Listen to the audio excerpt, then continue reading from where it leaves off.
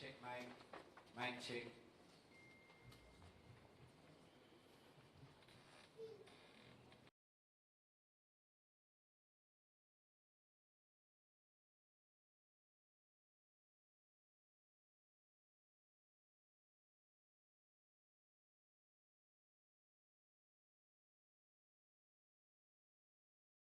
Jamaica, the place of choice for law enforcement training across the Caribbean. This is a sexual harassment investigations training course, the graduates and their graduation ceremony. I'm your purser. Actually, I'm your pilot. My name is Carl Berry, and I'm a Detective Superintendent of Police, currently heading the Department of Criminal Investigations Training at the National Police College of Jamaica. So we are to invite the people of the moment to join us, and then I'll trigger protocol immediately therefrom. So Mr. Bansman.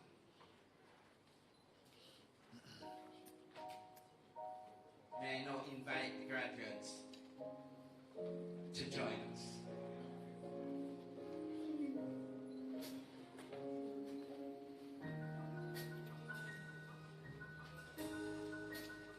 They are being led in by the Department of Criminal Investigations Training.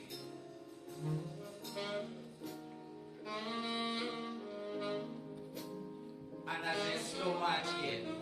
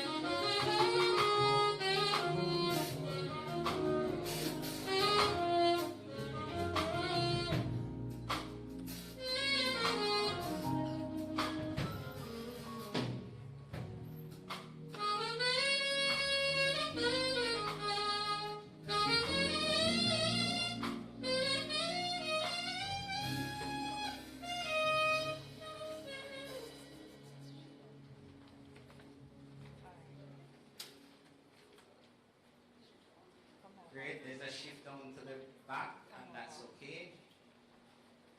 Great. Just need to slide up a little, and that will be okay. Alright, just shift down a little. There's a seat to your right. To your right. To your right. Great. Thank you. Thank you. Gracias. Alright, may I now invite the graduates to sit.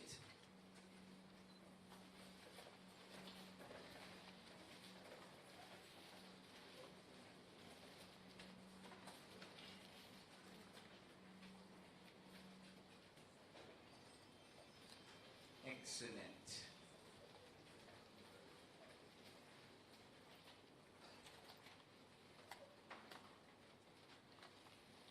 Thank you.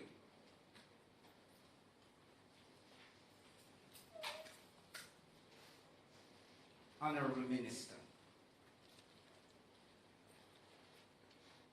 Grange,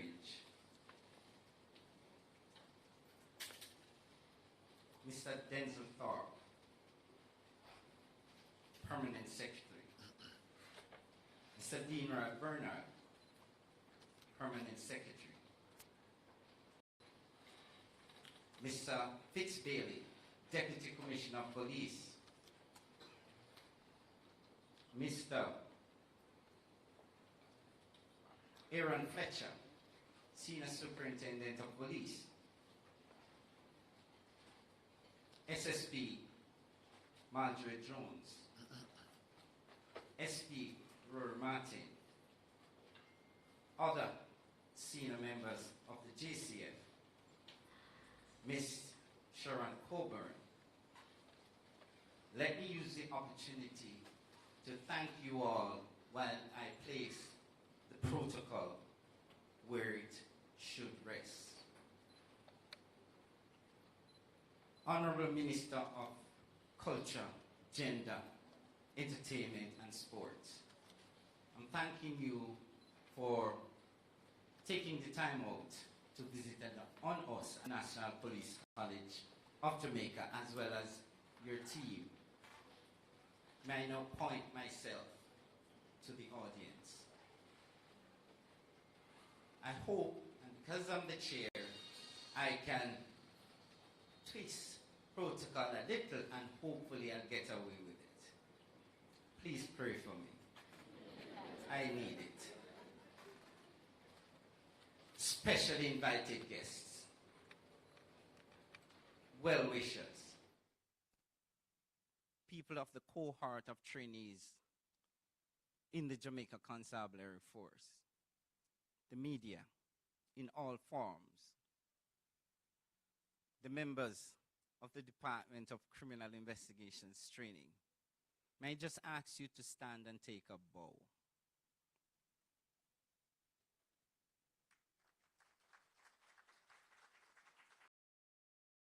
Thank you. The Jamaica Constabulary Force Band, our songstress, and you'll hear her soon. But I'm pointing myself to the moment and to those who cause us to be here. You, the Gradians, may I ask you to also stand and take a bow.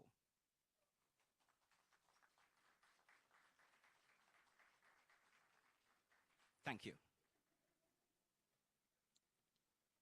Radiant. And again, being the chair, I get an opportunity to do this once. May I just ask you to just put your hands together and let's recognize the special ones among us and even the more special ones, those who are graduating from us. May I ask you?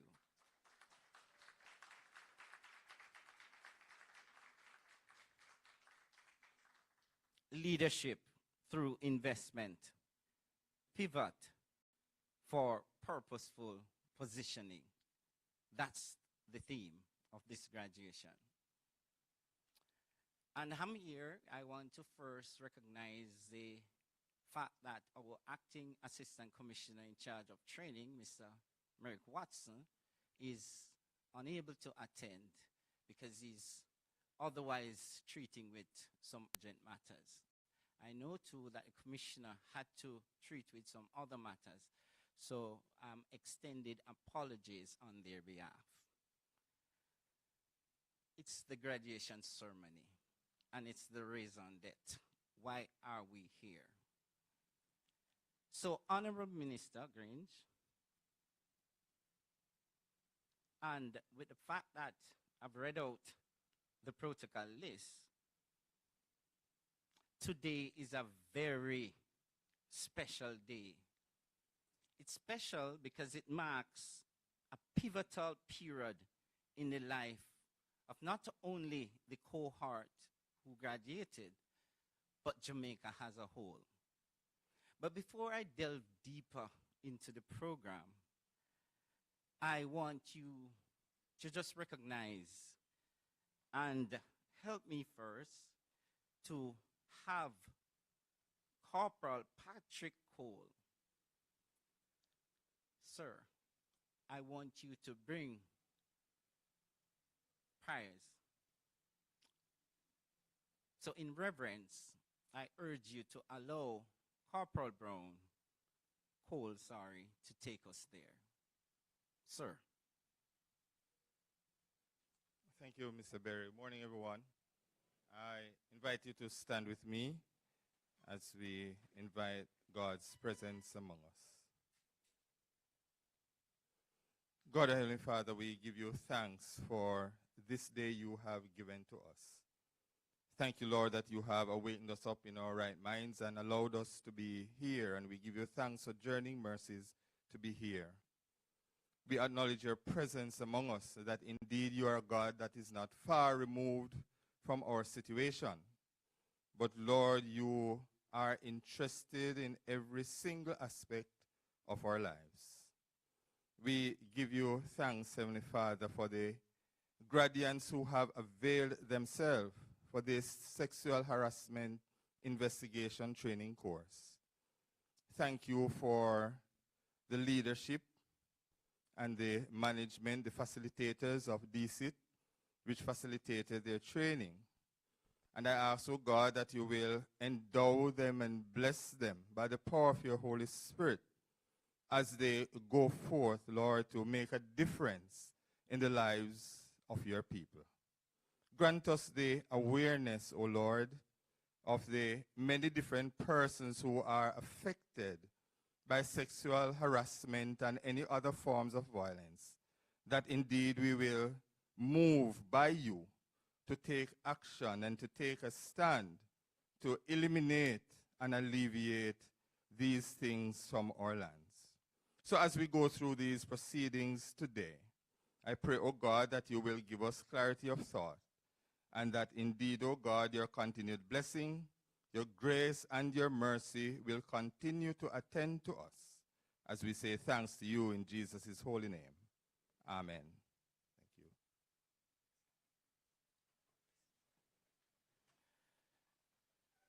Thank you. Thank you. And it's the prayer that we wanted to start the event. We're now off and running.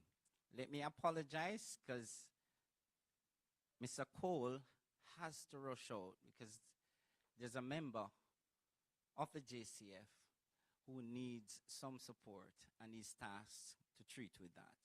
So at any point, he'll be rushing out.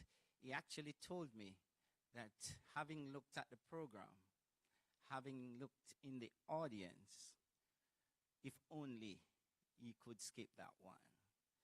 But sir, we understand. And we do appreciate the fact that your prayer was not only Christian prayer, but it resonated with us. I'll ask us now to stand, face the flag, because we are now going to embrace the national anthem.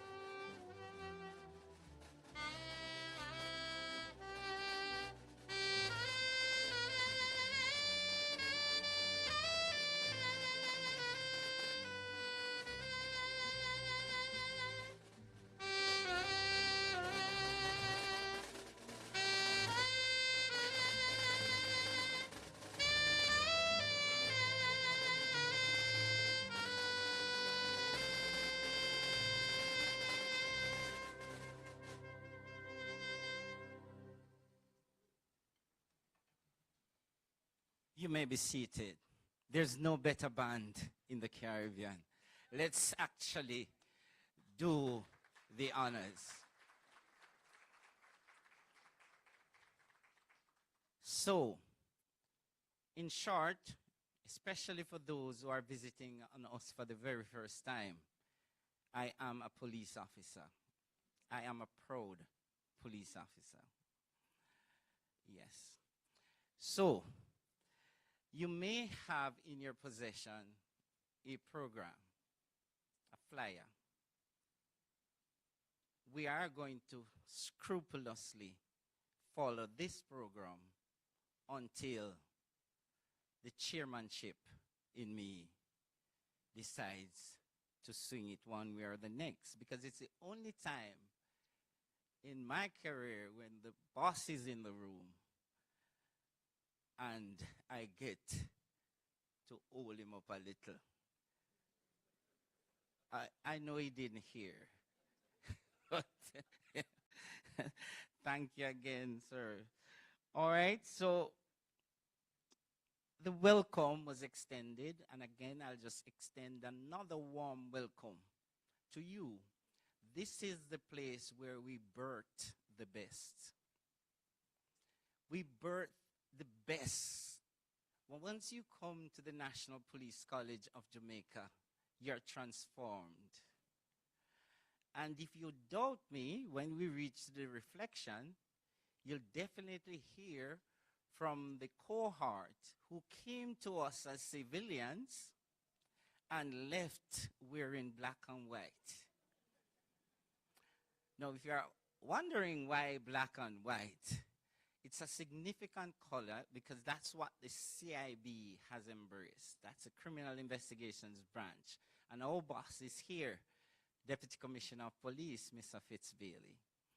And I'm not saying he surprised us by coming, but I remember when I sent him the invite to just take a look, I know him personally. I know if he's not coming, he would say he's not coming. But I know he's busy too. So I was looking, and then I went outside and I heard Berry. It's a significant name. When I hear it, I realize it's me. And I heard the voice, and just like the case of Regina versus Phipps, I recognize him immediately. All right? Having said that, I want to use the opportunity outside of the big, enormous welcome to not only the police college, but the life of the policeman. It's a special life. And unless and until you have lived it, you won't understand. We enjoy from within the bowels of the National Police College of Jamaica that it's important that we deliver a product that is high standard, high grade stuff. And I am not going to be the only one blowing trumpet up here, but I'm also going to allow the program to speak to the quality of training that we deliver at Police College. So in the event you see police officers departing from what is taught here, we didn't teach them that. And we have testimonials coming up to say we're high in our game. So let's fix ourselves back on the program. And up we have immediately opening remarks from Mr. Denzel Thorpe. He is the permanent secretary in the ministry as aforesaid mentioned. May I now ask you to allow us to invite him to the lectern. Thank you. Sir.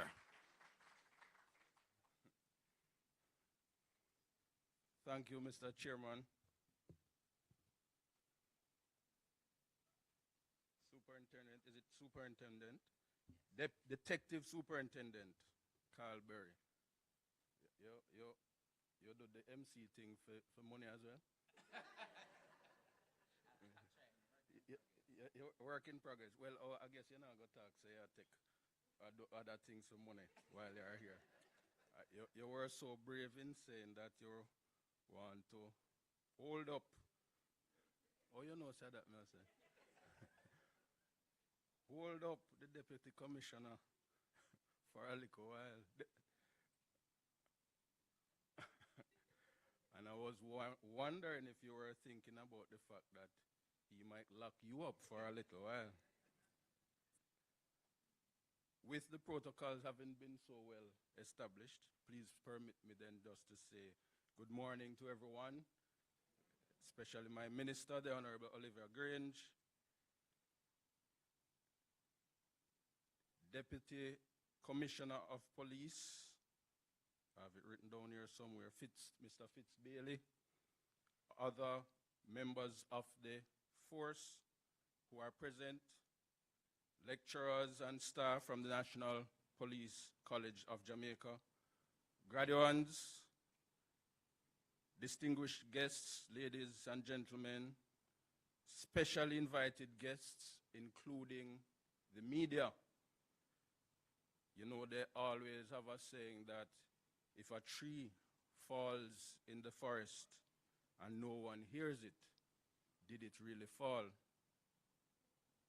I go further by saying, if the graduation was held and no one heard about it, was it really kept? And was there even a course? So I want to thank the media for being here to highlight what is a very important course that has taken place, and to congratulate the graduates. I think I need one to stand up one more time for me.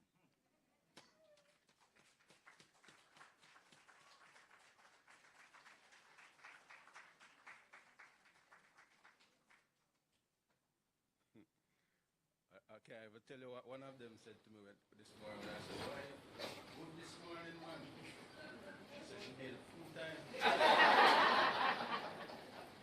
But they look good.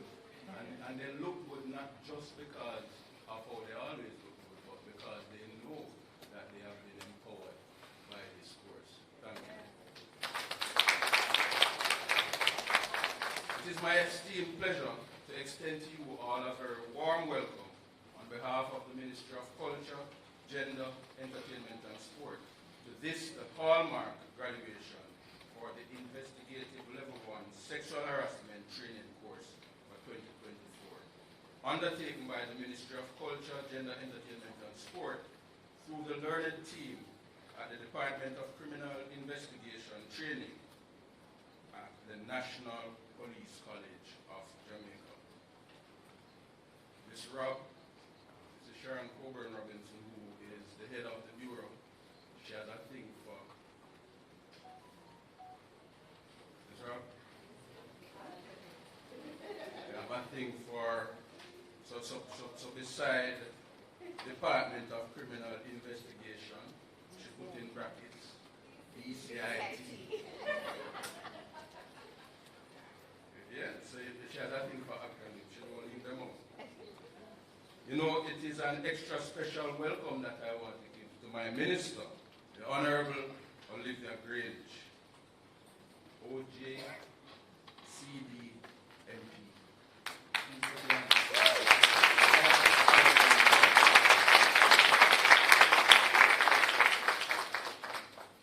My colleague, Permanent Secretary, Mr. Dean Roy Bernard. Permanent secretaries in this ministry. The portfolio is big and it's not easy for one person to keep up with ministry. Also, I want to say a special welcome to Deputy Commissioner Fitz Bailey.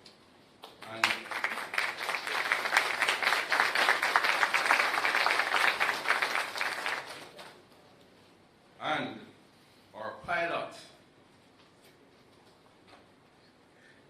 Detective Superintendent Carlberry. He has been doing a good job so far.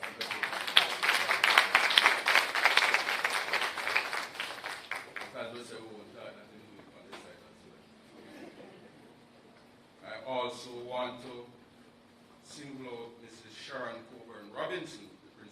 Director.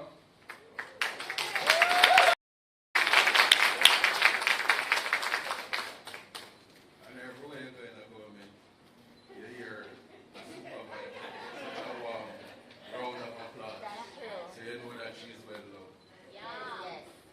And I want to also single out another director in the ministry, the Director of Corporate Services, Mrs. Tracy Lindsay, who snuck in because after I was sitting and I was doing the you can stand up, Mrs. Lindsay, please. Because any function like this, you can't keep it up, Mrs. Lindsay. Today is a very important day as we highlight the ministry's commitment to the elimination of gender-based violence in all its forms. This is evident through the shared vision and continuous partnership between the Jamaica Constabulary Force and the Ministry of Culture, Gender, Entertainment and Sport. Mr. Abishar, that's an actress and everything. All right. And it's the fact that we are trying to tackle the vexed issue of gender-based violence and in particular sexual harassment. This partnership highlights our hope for our country with a culture that values and respects the rights and integrity of all workers, of all citizens. A culture that takes a zero tolerance approach to sexual harassment and abuse. A culture that says no to all forms of abuse and violence. The training was held under the theme Assisting MacJess. This time, Mr. I've never write out the list, so I have to say, as she write it. Assisting MacJess in achieving its mandate using training, science, technology, and an investigative mindset. Those of you who went in without that, don't have it, no? Yes. Excellent, excellent. I congratulate the 18 graduates for your dedication to participating in this training and for giving your time and attention to this important issue. I highlight your commitment to staying the course, even when review classes were on Easter Sunday, so that you could sit the exams on the Tuesday after Easter Monday. I hope you still got the Easter one. Jamaica is a better place because of your commitment to serving for the betterment of our nation. Congratulations to you all. Today I am proud of all the participants and celebrate with you the 100% pass rate.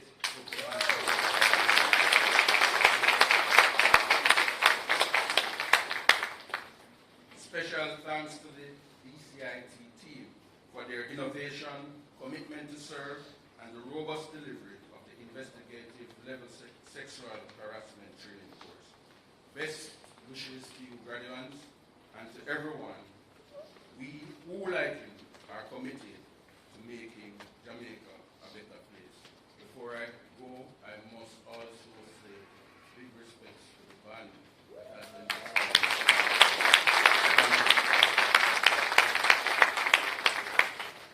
an excellent inning, and he came off not out.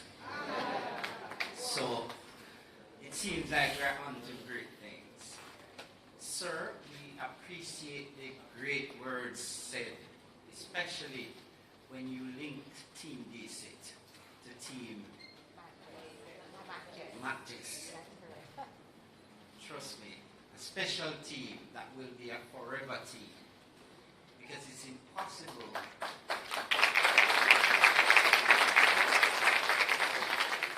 Thank you for recognizing that we don't charge our claps here. It's free, it's free. And there are some strengtheners outside, I was told. I got a sample and I'm feeling energized. I don't think we should take two because maybe we'll have to call the police.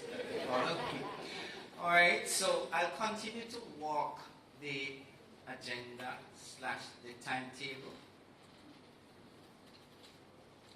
And I want to specially recognize Mr. Fletcher, sir. You are so special to us, you would not imagine. If we call you at 2 a.m. and you're available, you take the call. When we wanted this, and we were told acting ACP was out, I spoke to you, and you immediately said, I will be there. And not only will I be there, but I'm going to be saying some things. So we are looking forward to those words as well. So thank you, sir, for representing. I know you have an extremely busy schedule. So, we slow walk at DCIT. That's what we're known for. And the graduates will tell you at some point why slow marching make a lot of sense. You know, yes, they were successful, not only because of what we did, but who remember the examination? My point exactly. Welcome to Team DCIT. Any questions? So, we agreed earlier that today is a special day and you're seeing it manifesting itself. As your pilot for today, I wish to first thank you for the opportunity and trust placed in me to take the plane safely from destination, from lift-off, and we hope to reach our destination. The task is mine to ensure a smooth takeoff, excellent in-flight service, and safe landing. So we walk back to the program.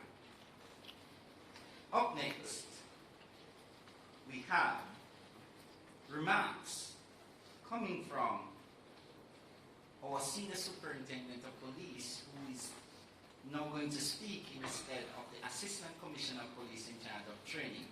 May I ask you to assist me in invite him to the lecture. Sir.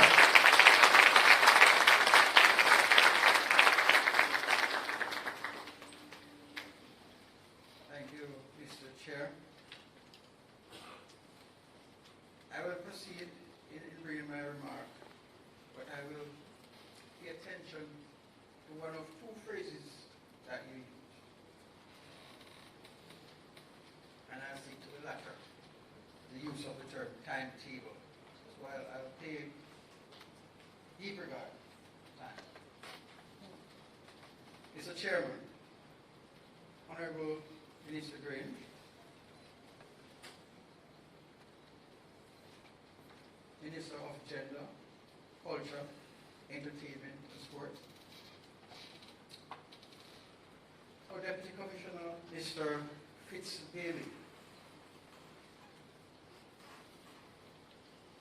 with responsibility for security, crime and security portfolio.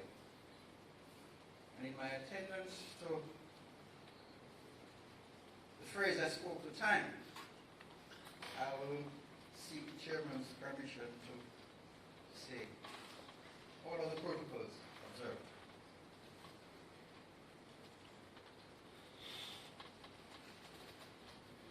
Today marks the end of an important collaborative effort between the National Police College of Jamaica,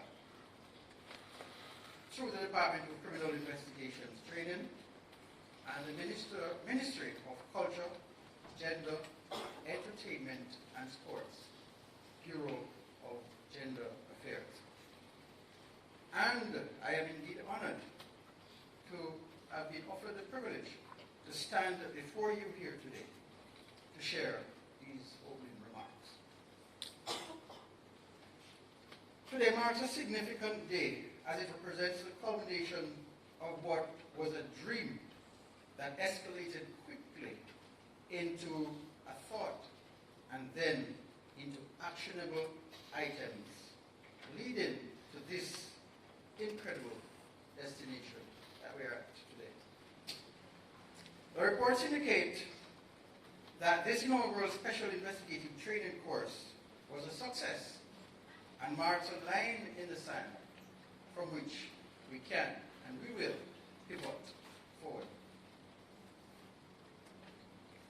Under the initial training theme, assisting the Ministry of Gender, Culture, Gender, Entertainment and Sport, in achieving its mandate using science, technology, and an investigative mindset. The team of experienced NPCJ trainers explored various topics essential to prepare the graduates to conduct investigations effectively and efficiently in the important field of sexual harassment. Through interactive sessions, case studies, and practical exercises, participants have not only deepened their understanding of the complexities of sexual harassment investigation, but also forged connections with peers from different departments and backgrounds, enriching their perspectives and approaches to this critical issue. The truth is, this course has been more than just a learning experience. It has been a platform for collaboration, networking, and exchange of best practices. The topics covered include forensic awareness, evidence preservation, chain of custody, the meticulous art of investigative note-taking, and navigating the legal framework surrounding sexual harassment cases. The record also shows that this training course has equipped each participant with valuable knowledge and skills that will support the individual as you exercise your role as an investigator with widened knowledge. We here at the NPCJ are immensely proud of the dedication and commitment shown by everyone, each participant, throughout this training course. Based on the feedback, your eagerness to learn, engage, and contribute has been truly inspiring. And I do not doubt that the knowledge and insights gained here will have a lasting impact on your professional development and the quality of your work moving forward.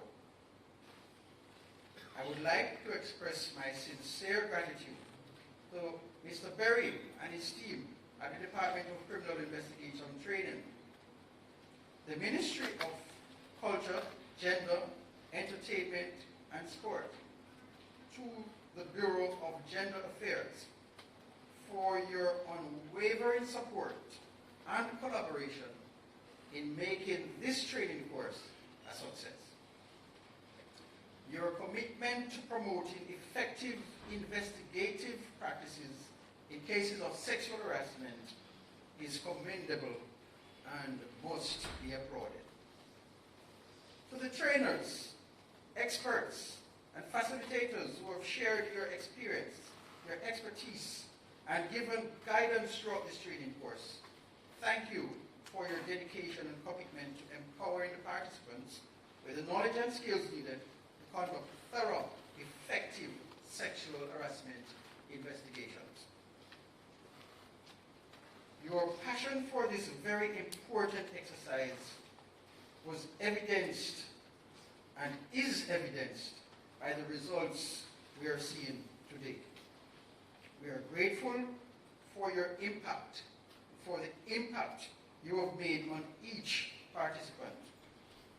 Through these partnerships, we can create real change in our society. We can make significant progress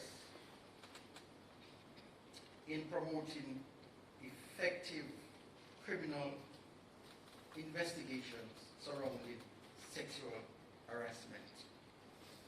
We can further empower the participants with knowledge and skills that are needed to conduct thorough and effective investigations.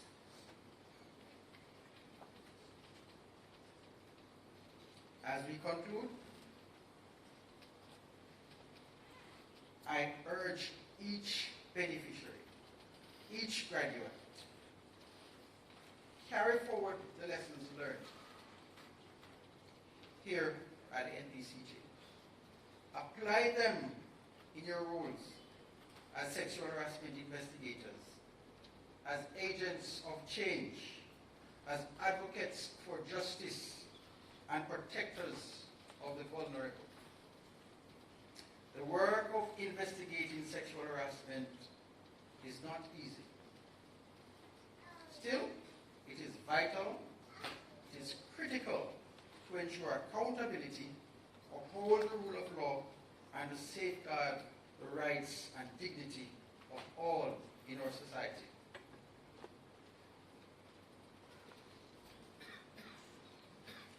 Take note, the knowledge and skills, graduates, that you have acquired are not just tools for investigations, but instruments of empowerment and justice. Use them wisely. Use them ethically. Use them with compassion and integrity. Uphold the values of professionalism, respect, and fairness in all your interactions and endeavors. Strive to be agents of positive change in your communities and respective organizations. In closing, I want to congratulate each participant, each graduate, on having successfully completed this inaugural special investigative course, specially designed to address issues of sexual harassment. Your commitment to learning and growth are testament to your dedication to upholding justice and combating sexual harassment, not just in our workplaces, but in the society in all its forms. Carry forward the spirit of collaboration that you have engaged throughout the process of learning. Carry forward the spirit of innovation and excellence that has defined this training. Let us continue working towards a safer, more equitable, and more just society. Again, thanks to all stakeholders for making this training course a success. Let us continue to be champions of the cause for change, advocates for justice, and allies in the fight against sexual harassment. Honorable Minister, again, thank you and your ministry. Thanks for all the support, for the collaboration that has made this program the success it has been today. Together, we are making a difference. I wish you, graduates, minister, principal director, all the best in your endeavors. Thank you.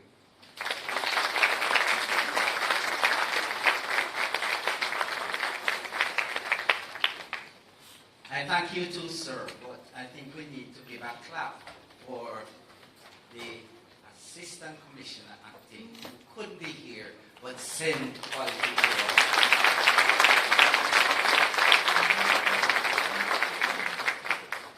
Now the reason we are here. Ladies and gentlemen, sexual harassment must be dealt with urgency. It must. Making conditions of employment or advancement dependent on sexual favors is wrong. Requests for sexual favors that's uninvited, unwarranted, and unwanted is wrong. Unwanted touching or physical contact is wrong. Unwanted sexually explicit photographs, text messages, WhatsApp messages, it's wrong. It's wrong. It's wrong. All right. So we're carefully cruising because we walk slow. And we're getting there, and trust me, we'll reach. Because we have arrived almost at destination. However, I have the luxury of just a few seconds right now. And I want to use the opportunity to introduce my co-pilot. May I invite Dr. Fraser, Detective Corporal, to join me now, please.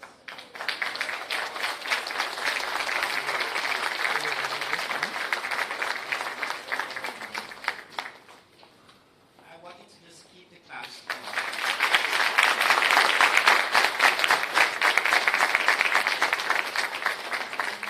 I'm just going to repeat what I said earlier. My co-pilot is Dr. Shelleen Fraser, Detective Corporal.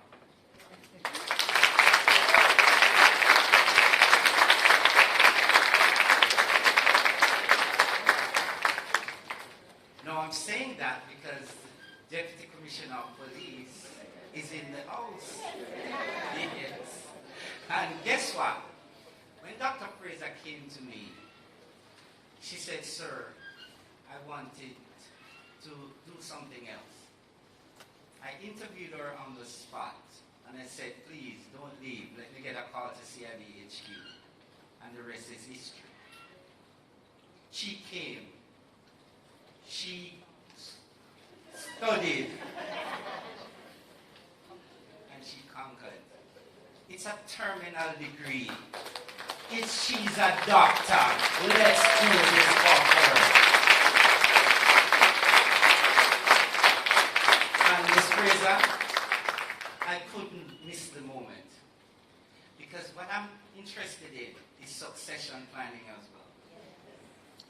And trust me, if you think you've heard it all yet, wait until I introduce the rest of Team D6. But I'll just allow my co-pilot to just say, just thank you for thanking her in that regard. Are you here? Pleasure. Good morning. Thank you. Caught me off guard. But thank you very much. I really appreciate it. I just want to say that it can be done. It can be done.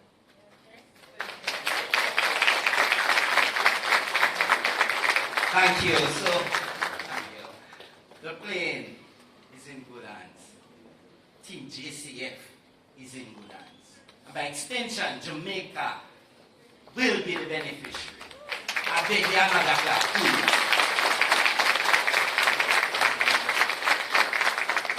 So I couldn't sponsor her studies.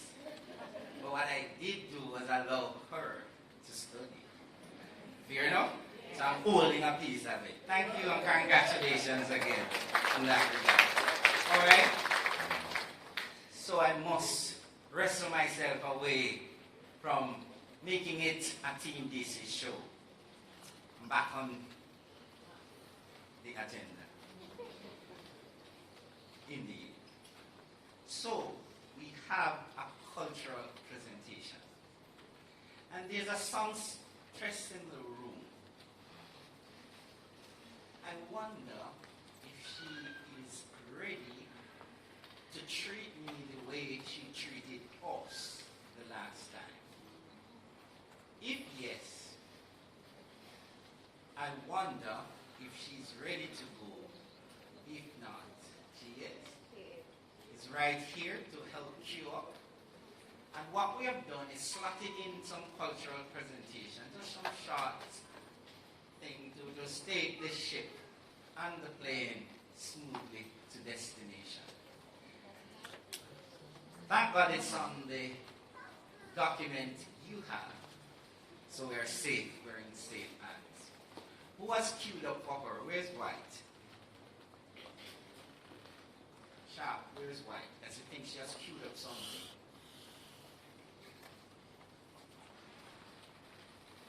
It's queued up from your end? Oh, brilliant.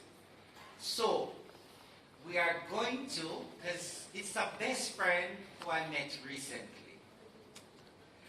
Her name is Candy, am I correct? Brilliant. It's now over to you. May I thank you for being here. Mr. Musician. Good morning, everyone.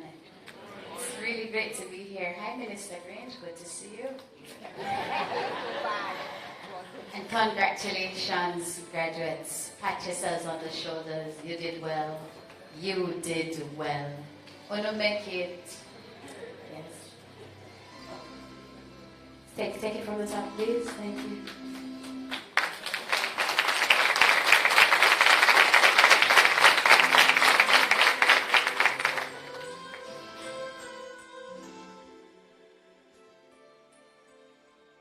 Little volume, please.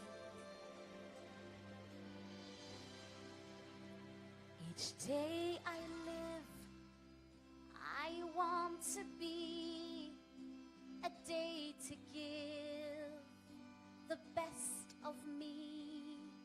I'm only one, but not alone. My finest day is yet unknown. I broke my heart for every gain to taste the sweet.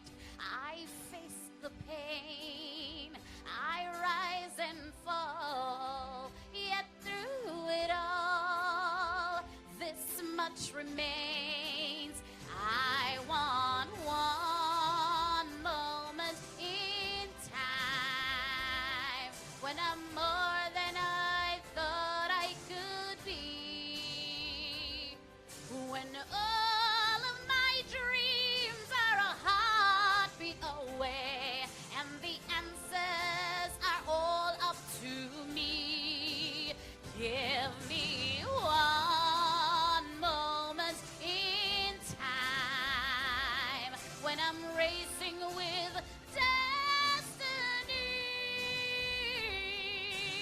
Then in that one moment of time, I will feel eternity. Yeah. I live to be the very best. I want it all. No time for less. I've made the plans. Now lay the chance here in my hands. Give me one moment in time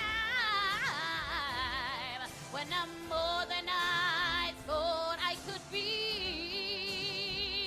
When all dreams are a heartbeat away, and the answers are all up to me. Give me one moment in time when I'm racing with destiny.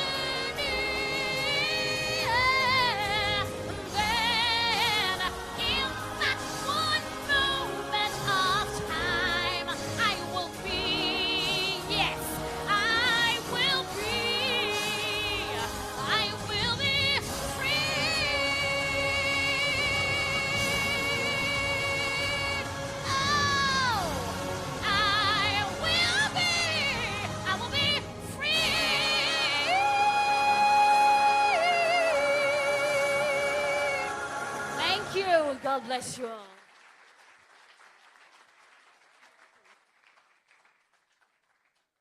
No, sir. Mm-mm. You know, candy, it nice. Yes. Me I beg you do. Give her something to fit the song, no? Yes. Yes. Yes. I had to reach into our parlance and go dig deep into patois to find an adjective to fit this one. It good. Yeah, I only wish. No, our deputy commissioner came, and I know he supports us. I know he stands against this. And, sir, may I use the opportunity to just ask you to just do some reflective words at this lectern, at this time? May I ask you to help me have him come here?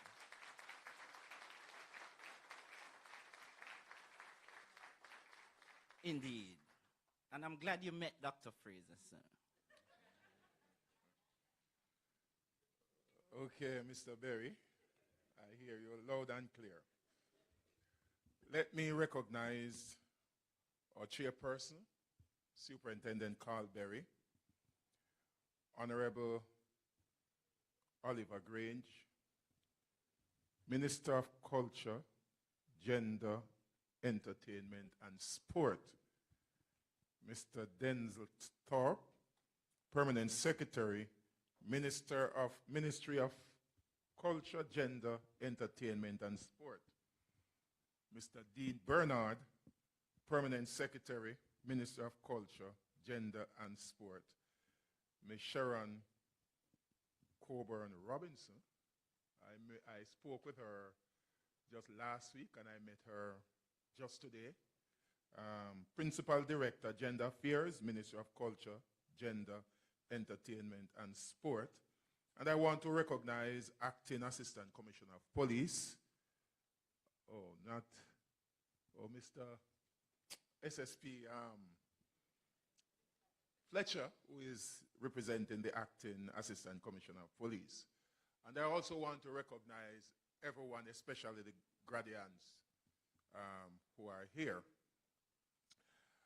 I took the decision this morning, having gotten an invitation by Mr. Berry. I thought it would have been an unfortunate situation if I did not turn up. So at the last moment, I decided that, no, I'm going to just appear. I left the invitation open. I didn't tell him yes or no. So at the last moment. But I want to say, just before I give a few remarks, I want to commend our minister for the significant work that she has been doing in her ministry. Sometimes, Minister, I wonder where you get the energy from. I mean, I see you at almost every cultural function and sport activities, and I mean, I don't think I could get that energy. And I really want to commend you. You have really created what I call a transformation, especially in our cultural approach to things. And some people who I consider to be not so significant, you have made them very significant. And I think that's something that must be spoken of.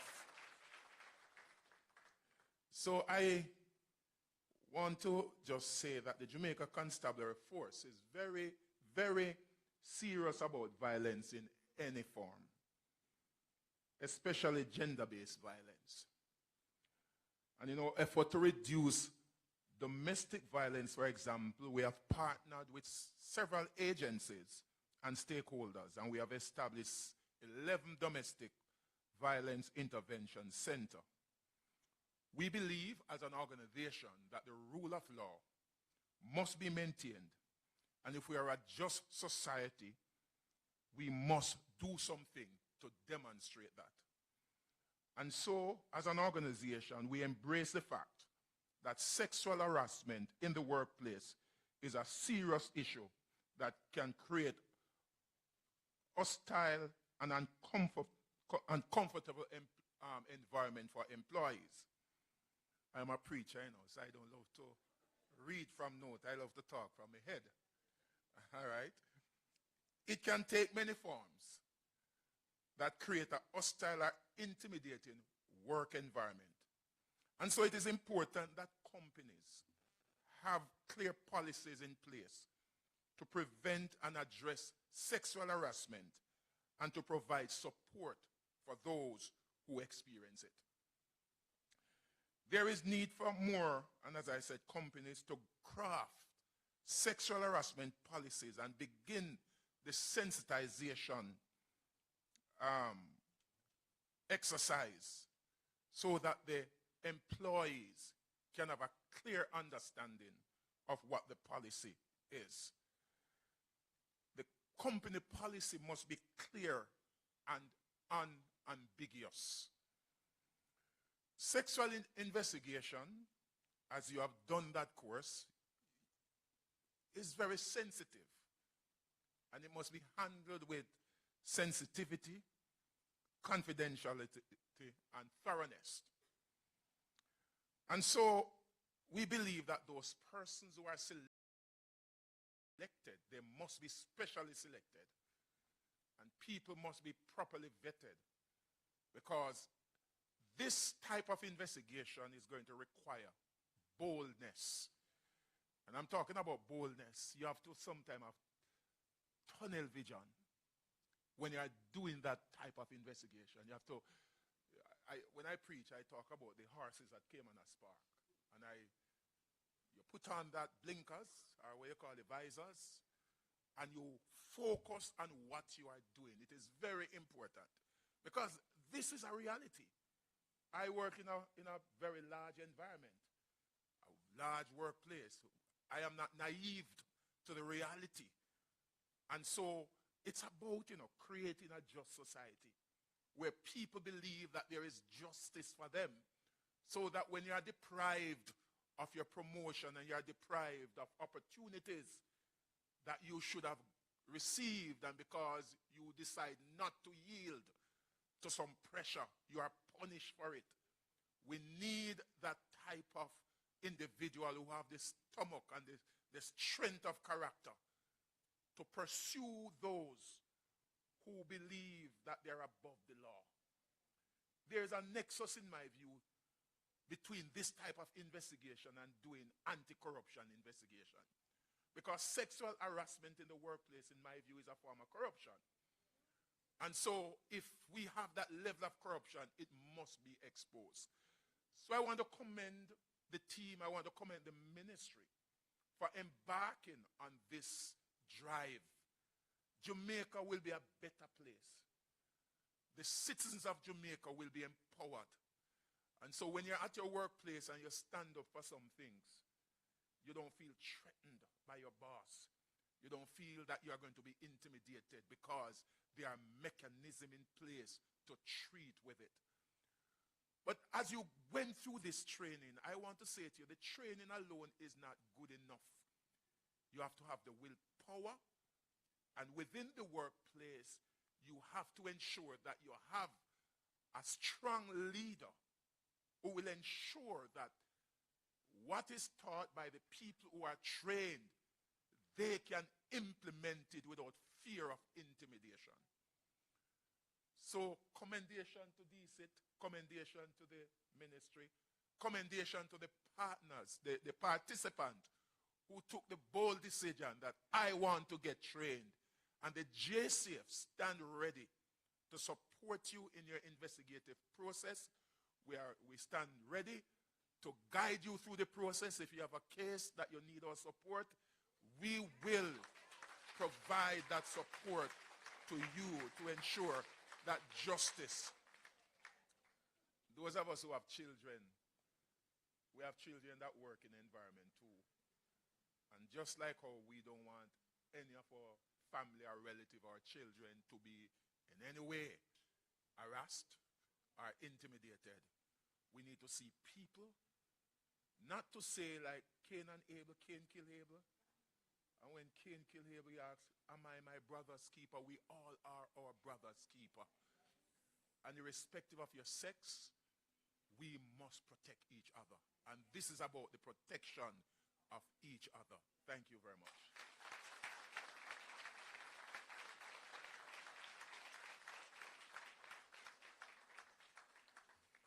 I just realized how tall I am. Just, sir, thank you.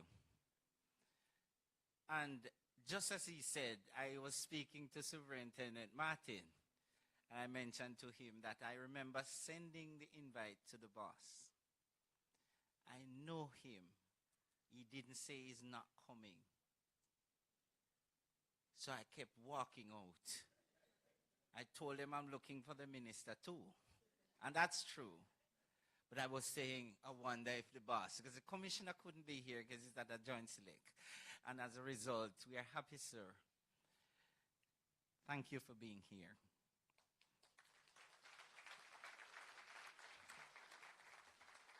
I'm mindful that the minister and other people in here may have other engagements. I'm trying to drive as fast as I can to reach the destination.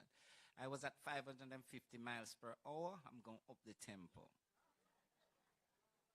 Verbal harassment, including jokes referring to sexual acts or sexual orientation, is wrong. Feeling pressured to engage with somebody, anyone, sexually, is wrong. Exposing oneself or performing sexual acts on oneself is wrong. Please, help me take to the lectern none other than with an overview and rationale for this training, Principal Director of the Bureau of Gender Affairs in MacJess. Please, as she walks slowly to the lectern, Miss Saran Coburn Robinson. Thank you.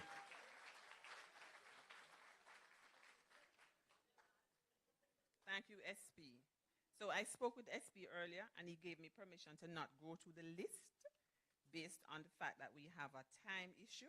But I must recognize my minister, the Honorable Olivia Grange, OJ, CDMP, the most hardworking minister ever. And I must recognize my partner in this fight. The only effervescent Detective Superintendent Carl Berry. A round of applause for him. I have two permanent secretaries. There is only one female minister in Jamaica who has two men in her life that are permanent secretaries. Right, Minister? And then she also has more backatives. She has two other men at the table, so she's truly protected. But you talk about safety and security, she cannot complain. Great. So I will not go through all of everything that has been said before. I noted that DCP Fitzbailey cheated on my script and said a few things that I have, so I will not have to say that.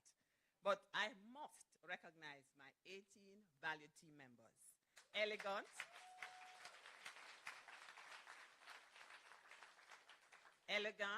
eloquent, energetic, effervescent. I'm extremely ecstatic, super ecstatic about this moment. And we would not want it any other way. So, you know, Songbird Candy said, give me one moment in time. And I'm saying it's moments like these that we live for. Yes? And it's not the breaths that we take, but it's the moments that take our breath away. This is one of them. This is one such moment. So I'm here to quickly give you an overview of why it is that we decided to be brave enough to partner with DSIT, which has the lead sitting right here, who has been taking you through as your pilot. Well, he said co-pilot because he introduced Dr. Fraser. So why are we here? So for those who know or don't know, there is a place called the Bureau of Gender Affairs that is within the Ministry of Culture, Gender, Entertainment, and Sport, one of the portfolio areas. And it's a department, right, PS? It's a department. And this BGA, like we like to call it, is the lead of the gender architecture in Jamaica. Rightly so, because we are the national machinery for gender equality. We look at matters relating to gender equality, gender equity, socioeconomic empowerment, social justice, and so much more. And that's one of the reasons why we decided to take this on, to have 18 of our members, 18 of our valued team members take this course on and decide to do what is considered, to some, nigh impossible. We have a 4-step plan that we use at the Bureau of Gender Affairs. And that's because we recognize that if you want to be a success, you can't just sit and think success. You must actually take steps to get there. So I will just quickly articulate our 4-step plan. The first step is that we must ensure that there is unrestricted access to all persons at all times. So the Bureau of Gender Affairs promotes unrestricted access to ensure gender equality, socioeconomic empowerment, equity, and social justice for all. And that means all persons. The second step in that 4-step plan is that we are big on relentless advocacy. All of us are advocates, and we can't do nothing without being advocates. And relentless advocacy for us at the Bureau of Gender Affairs means that we look every single day at the challenges. We challenge also, based on the fact that we see these challenges, we tackle them head on, knowing that there are societal norms and harmful gender stereotypes which seek to hold persons back and to deprive persons of their rights. And sexual harassment is one such scourge. So we are big on prioritizing gender justice. We are champions for gender justice. And this we do through an enabling policy environment and framework of which the Sexual Harassment Protection and Prevention Act 2021 allows us to have that bravado to do that. The third step is that we're big on alignment. And I'm sure you've seen a lot of alignment in this room since we started, because NPCJ is, as was said, very aligned to the Bureau of Gender Affairs in the ministry.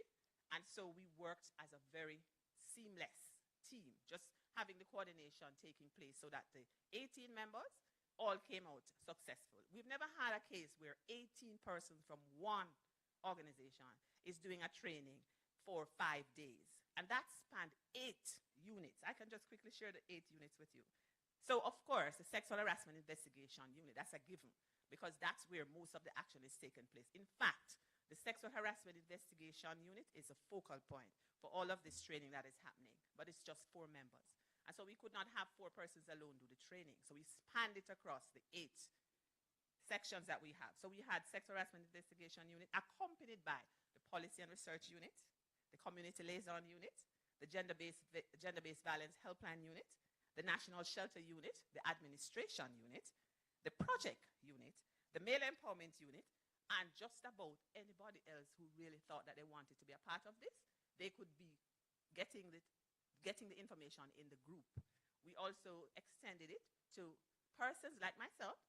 I wasn't able to come for the training, but I was doing it vicariously by the slides that were placed in the group, right, team members? They placed the slides in, almost everything. I was keeping up with what was happening, even though I didn't come physically. So the Bureau is now fully equipped, yes, to perform the necessary support to the Sexual Harassment Tribunal, which you heard mentioned before. And this training, to my mind, and certainly for all of us, is very important because it is done at a critical time when our minister will finalize the process of getting that group of persons who will be supporting the tribunal. So ladies and gentlemen, and those who have come because you see the importance of supporting us, whether you are from the ministry, from the JCF, or you are one of our partners. You could have been from any of the groups that were mentioned earlier by SB when he listed the groups of persons who are with us in this room. We are extremely happy that you're here, and we know that the effects of the course, the impact of the course, the outcomes of the course will be what we want to see, making that difference. We believe in leadership through inspiration for transformation. We also believe in leadership through investment. And that is why we invested in the team, and they have made us proud. So thank you very much for sticking and staying and making sure that whatever it is that you learn, you will certainly apply. I know Minister is happy because this is a legislation that Jamaica has been looking for years to see come to life. And now that it is up and alive and being implemented, persons would want to know how it is that the team at the Bureau will be able to serve and support. And so this training is going to be one of those parts of the armory that will allow us to be able to serve more effectively. I thank you.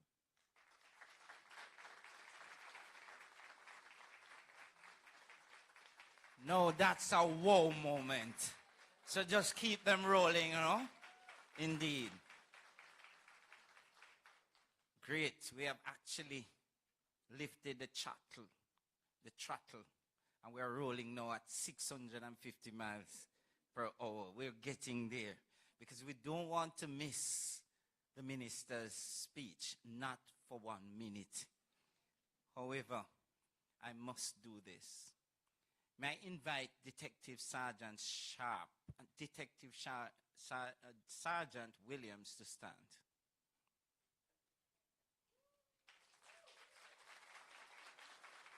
No. Amazing is not even an adjective. And sirs, I thank you richly.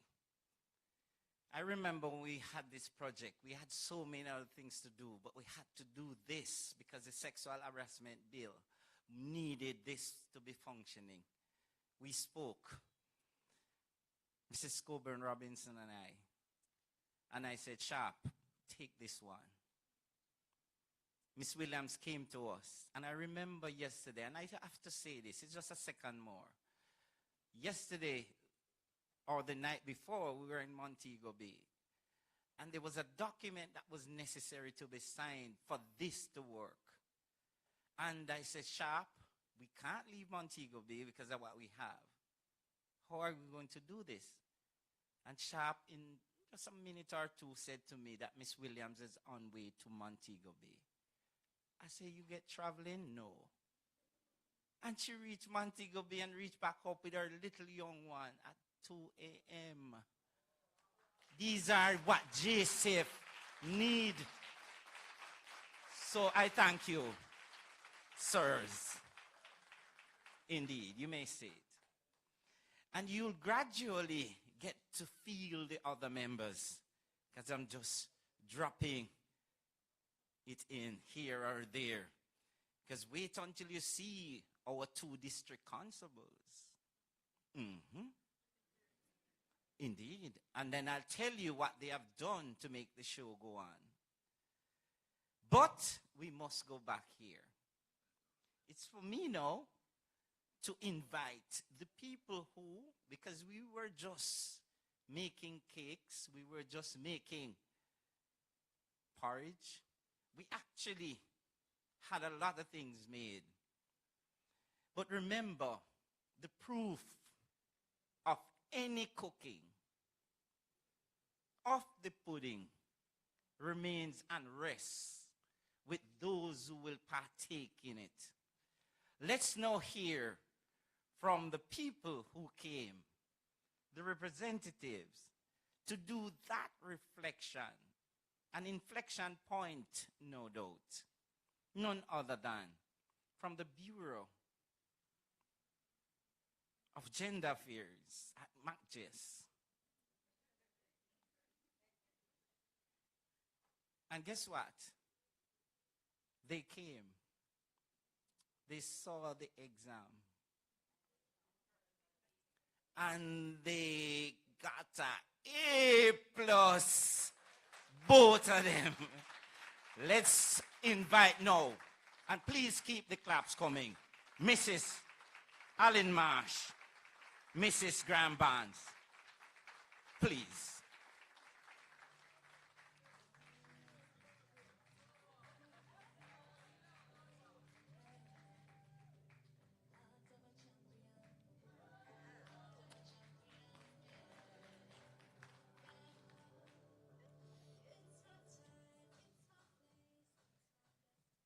Good morning, everyone.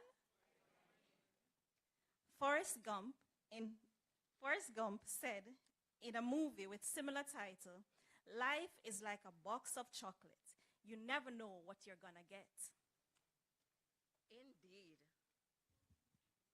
As I flip through the pages of my memory, I am now fixed on the chapter that has helped me to recall vividly the precursor to this graduation.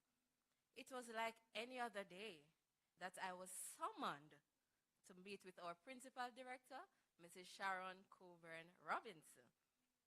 Having been made privy to the objective of the meeting, I excitedly met with her, who was also elated about the ensuing plans. The order of the day was that officers of the Bureau of Gender Affairs, BGA, must embark on a new territory as we seek to strengthen our partnership with the Department of Criminal Investigations Training, DCIT, in the Jamaica Constabulary Force. The orders were noted, and immediately we got to work. After reviewing the tasks that I was commissioned to do, I ventured to contact the other valued team members of the BGA, as we could not abort this mission. After short discussions, the entire cohort was ready to embrace this unknown journey. Imagine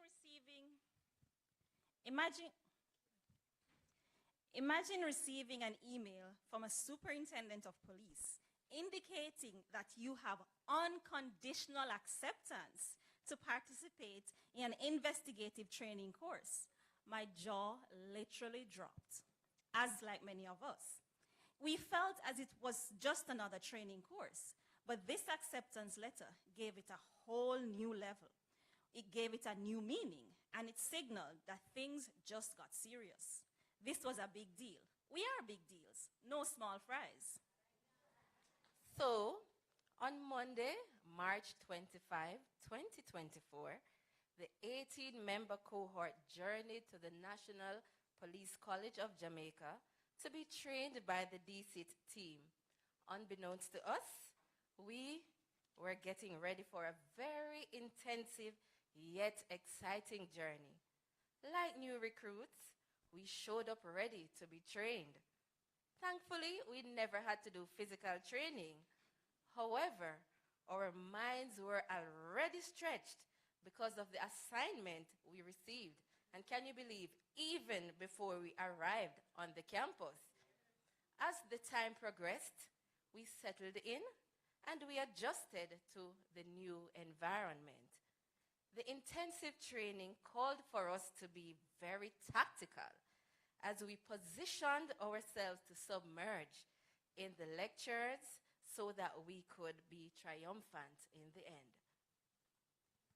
Undoubtedly, we were tasked to face any obstacle with a positive mindset as we learned about the investigative process and becoming equipped with the relevant information for us to be better professionals. We spent our days going through lessons on, can you help me? Recall, taking statements, the peace model, the DCIT investigative formula, forensics, relevant legislation, and case law. We certainly loaded our bodies with the right food, looked at the target ahead of us to be accomplished, and then we fired with all our attributes because the aim was to defeat and never to be defeated. This training challenged us in ways we didn't imagine. I know none of us will forget that group activity where even the most Christian among us were tested when Detective Sergeant Henry showed us why Team DCIT is as successful as they are. Thanks to Team DCIT, nothing looks the same, not even a mosquito. Time went by so fast, but we were truly positioned for greatness in the field of investigation. Never will we see ourselves as just mere workers, but if you ask any one of us, we'll tell you that we now feel like detectives. are a few testimonials from the team. Person 1. I felt like I was part of something big. Unearthing the truth is a principle that can be applied in any situation. I am most honored that I got the opportunity to be a part of such a life-changing event. Person number 2. I'll use 3 E's to describe how I felt at the end of the training. The first E, empowered.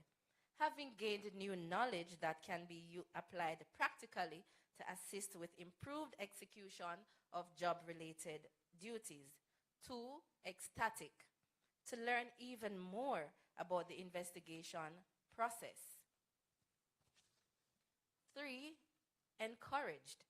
To carry on the important mandate that is continued implementation of the Sexual Harassment Protection and Prevention Act 2021. Person number 3. Knowledge is power. I felt empowered with the new knowledge of the investigation process. The wealth of knowledge garnered during the week-long training is priceless. The trainers were awesome, especially SP Berry. His delivery style is unique and makes learning fun. I am looking forward with great enthusiasm to level 2. My fellow graduates, life gave us this filling, nutritious, life-changing box of chocolates. I am grateful that we took the opportunity to participate in this training course. We recognize the significance of this journey and how well-placed we are to serve our country better and the people who may be affected by gender-based violence. It was no easy feat, but we stayed the course, and we've all successfully completed the training. Graduates, let's not forget this milestone. It was indeed a great journey that we embarked on. As we seek to address the vexed issue of sexual harassment and eliminate all forms of gender-based violence, we are grateful that the ministry now has a cohort of 18 persons trained in conducting sexual harassment investigations. Completing this training course means we are now poised to support the implementation of and compliance with the Sexual Harassment Protection and Prevention Act 2021. In addition, we are now more strategically positioned to achieve the goals and objectives of the National Strategic Action Plan to eliminate gender-based violence in Jamaica, NSAP GBV for short, 2017 to 2027. We are ecstatic that by agreeing to actively participate in and complete this training course, we have decided to develop ourselves, to build up ourselves, to become more disciplined and qualified to help shape the future we want to see in Jamaica. We prioritize professional development and personal growth. In closing, while we are here today celebrating the successful completion of the training course, the work is only just beginning. It is said, to whom much is given, much is expected. And this rings true for us. We are now among the elites who have been aptly trained in conducting investigations. This training course signaled an investment in us to support the pivot taking place in workplaces across Jamaica to ensure our country is the place of choice to work. Thank you, Honorable Minister P.S. Thorpe, P.S. Bernard, and Mrs. Robinson for seeing us as worthy of the investment. Thank you, Minister Chang and Commissioner Blake in their absence, SP Berry, and the entire DC team for recognizing the importance of the work we do, so much so that you agreed to include us in your training schedule. Graduates, let us commit to peace. Never forget your ABCs. Be ready with your 5 HHs, plus TED minus Y, and of course, walk slowly. We thank you.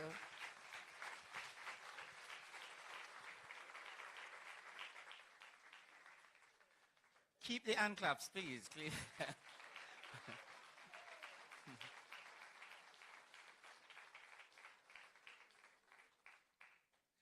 Great job traveling nicely. Might I just use the opportunity to recognize DSP Greenley, who is the acting commandant as we speak on campus. May I ask you to just stand and be recognized? Thank you for also being here. And thank you too for allowing some of your students to be with us. I thank you. May I also take a look into the direction of SP and just ask you and your team from Era 5 to just stand and be recognized. Era 5 to the world. St. Thomas. St. Thomas. May I ask you? Indeed. All right, so they travel from far, they travel from wide, and they are here in support of Project JCF. The timetable has inscribed me into it through the lens of the facilitator. So being a pilot today, I was just a purser when we did the training. Honorable Minister Grange, distinguished men and women, especially those sitting at the head table, the ones in the audience, it's now beyond doubt, it's beyond debate that the National Police College of Jamaica, NPCJ, is the premier law enforcement training institution of choice in the region. And we take that seriously. Being the only institution this side of the world to have the ISO 9001 status is a big deal.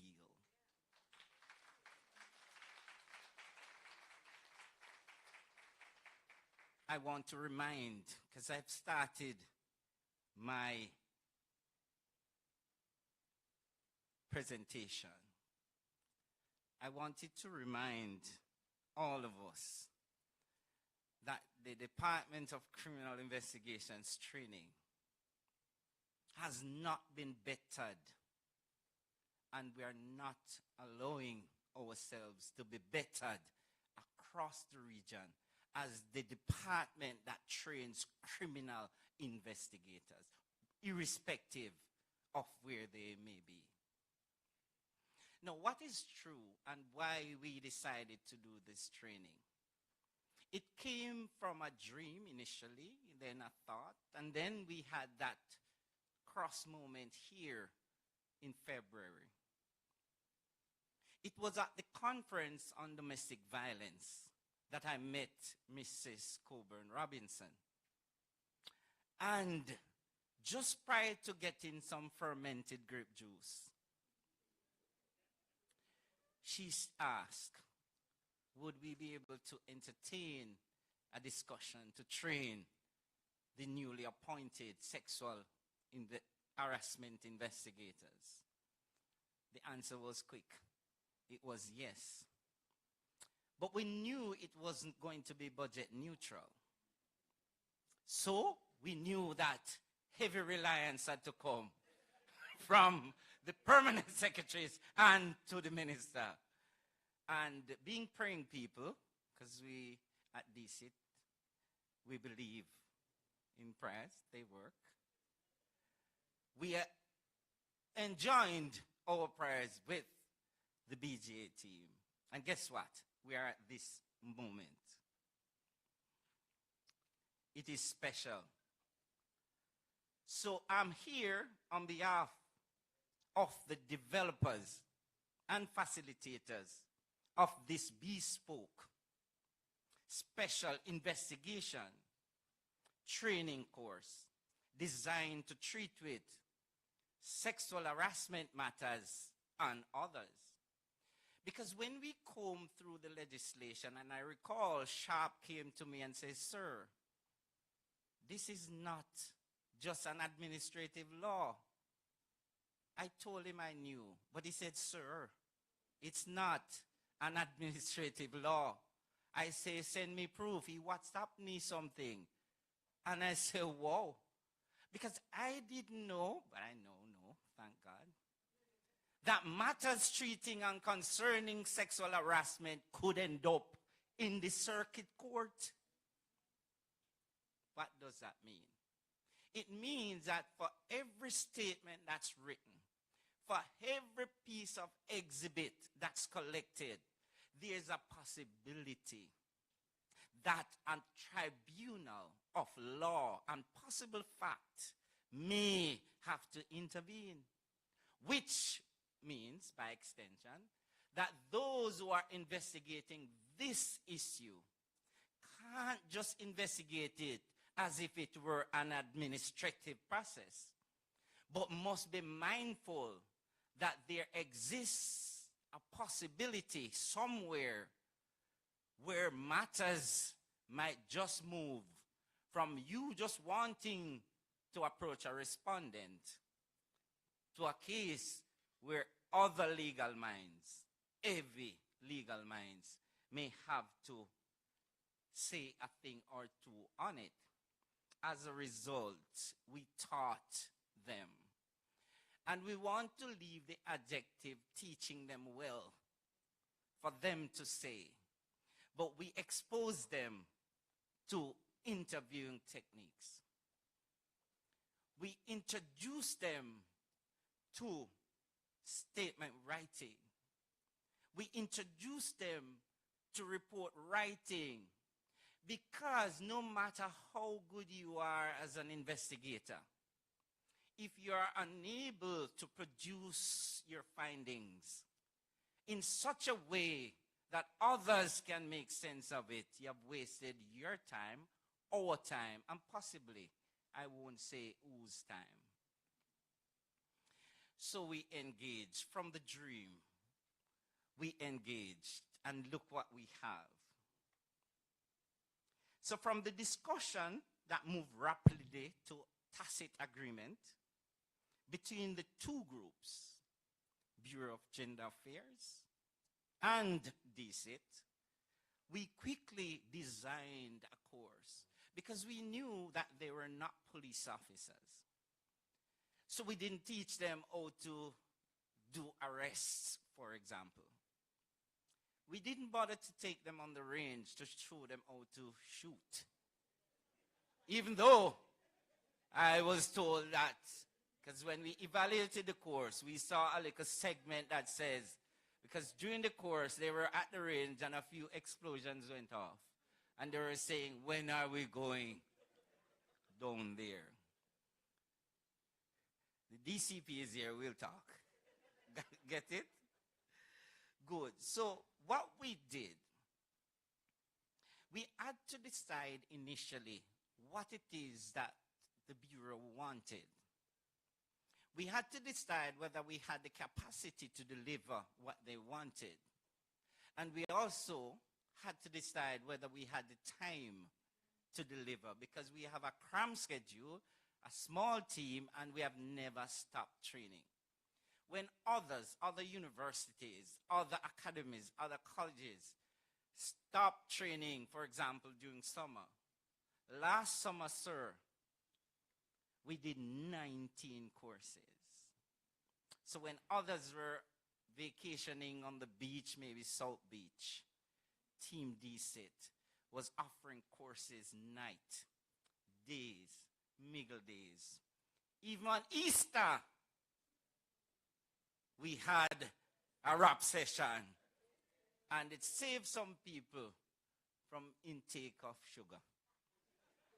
So it wasn't that bad. But surely, at the time when you were training, we were completing or doing the CIB level 2. And both groups ended the same day. Actually, we had to separate the teams, but thank God, when you had exams, they had court. When you had final day, they had court, because we instituted a mock trial within training so that police officers who may not have had the opportunity to go to court because of where they're located, they get a chance under the stewardship of the officers, the crown counsels from the office of the Director of Public Prosecution's office. They are the ones who deal with that component for us. So we're happy to say that where we're at now, we think we have delivered the baby. No, the baby has started walking.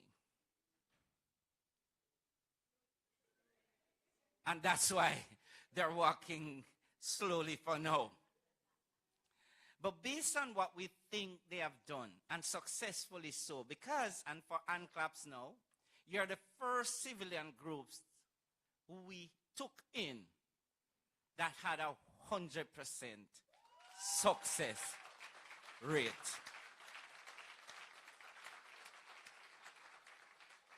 Congratulations, Team BTA. The maturity was there. It was a good look.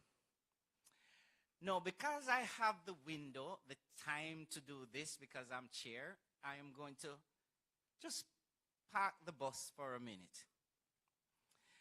Because I see where our band as a little cultural item prior to the minister coming to us. And we just ask that you ease the minister into place while she attempts to slow walk to the lectern. May I invite you to just touch something? J-safe style. So, Minister, after this one, this little thing, we'll just invite you out.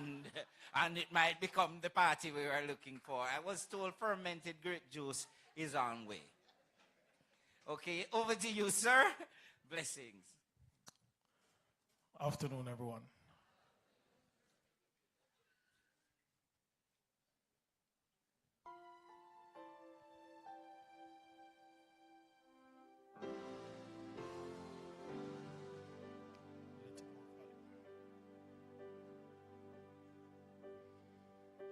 We're pilgrims on a journey of a narrow road, and those who've gone before us line the way, cheering on the faithful, encouraging the weary, their lives a living testament to God's sustaining grace. Surrounded by so great a cloud of witnesses, let us run the race not only for the prize, but as those who've gone before us, let us leave to those behind us the heritage of faithfulness passed on to godly lives.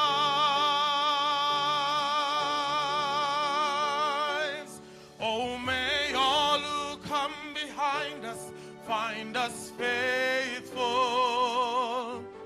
May the fire of our devotion light their way. May the footprints that we leave lead them to believe, and the lives we live inspire them to obey.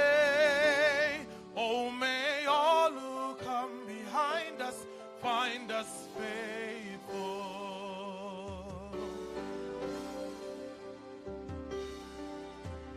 After all, our hopes and dreams have come and gone, and our children sift through all we've left behind. May the clues that they discover and the memories they uncover become the light that leads them to the road we each must find. Oh, may all who come behind us find us faithful. May the fire of our devotion light their way. May the footprints that we lead them to believe, and the life we live inspire them to obey. Oh, may all who come behind us find us faithful.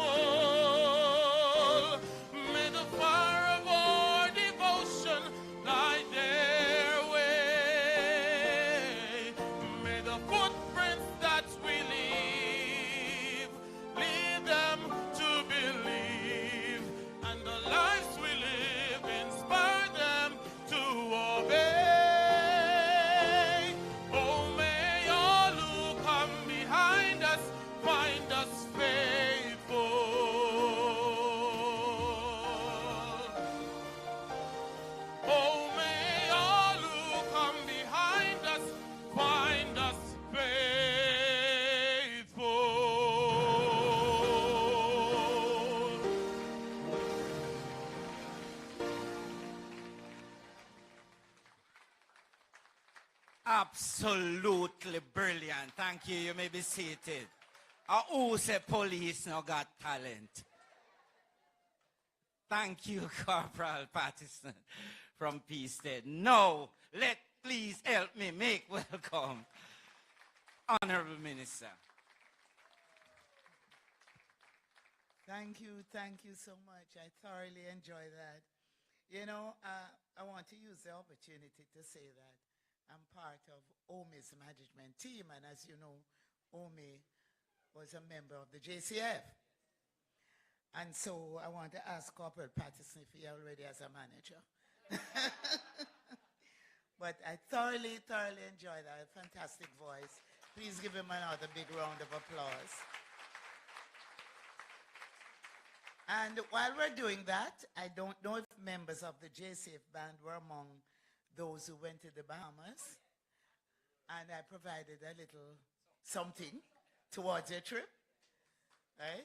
Clap me for that.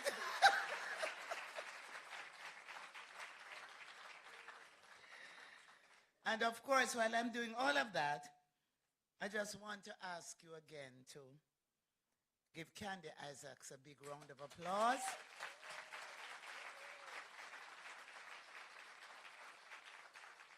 I didn't know Candy would be here this morning, but Candy is, I would say, one of my proteges and a graduate of Edna Manley College, and she teaches music.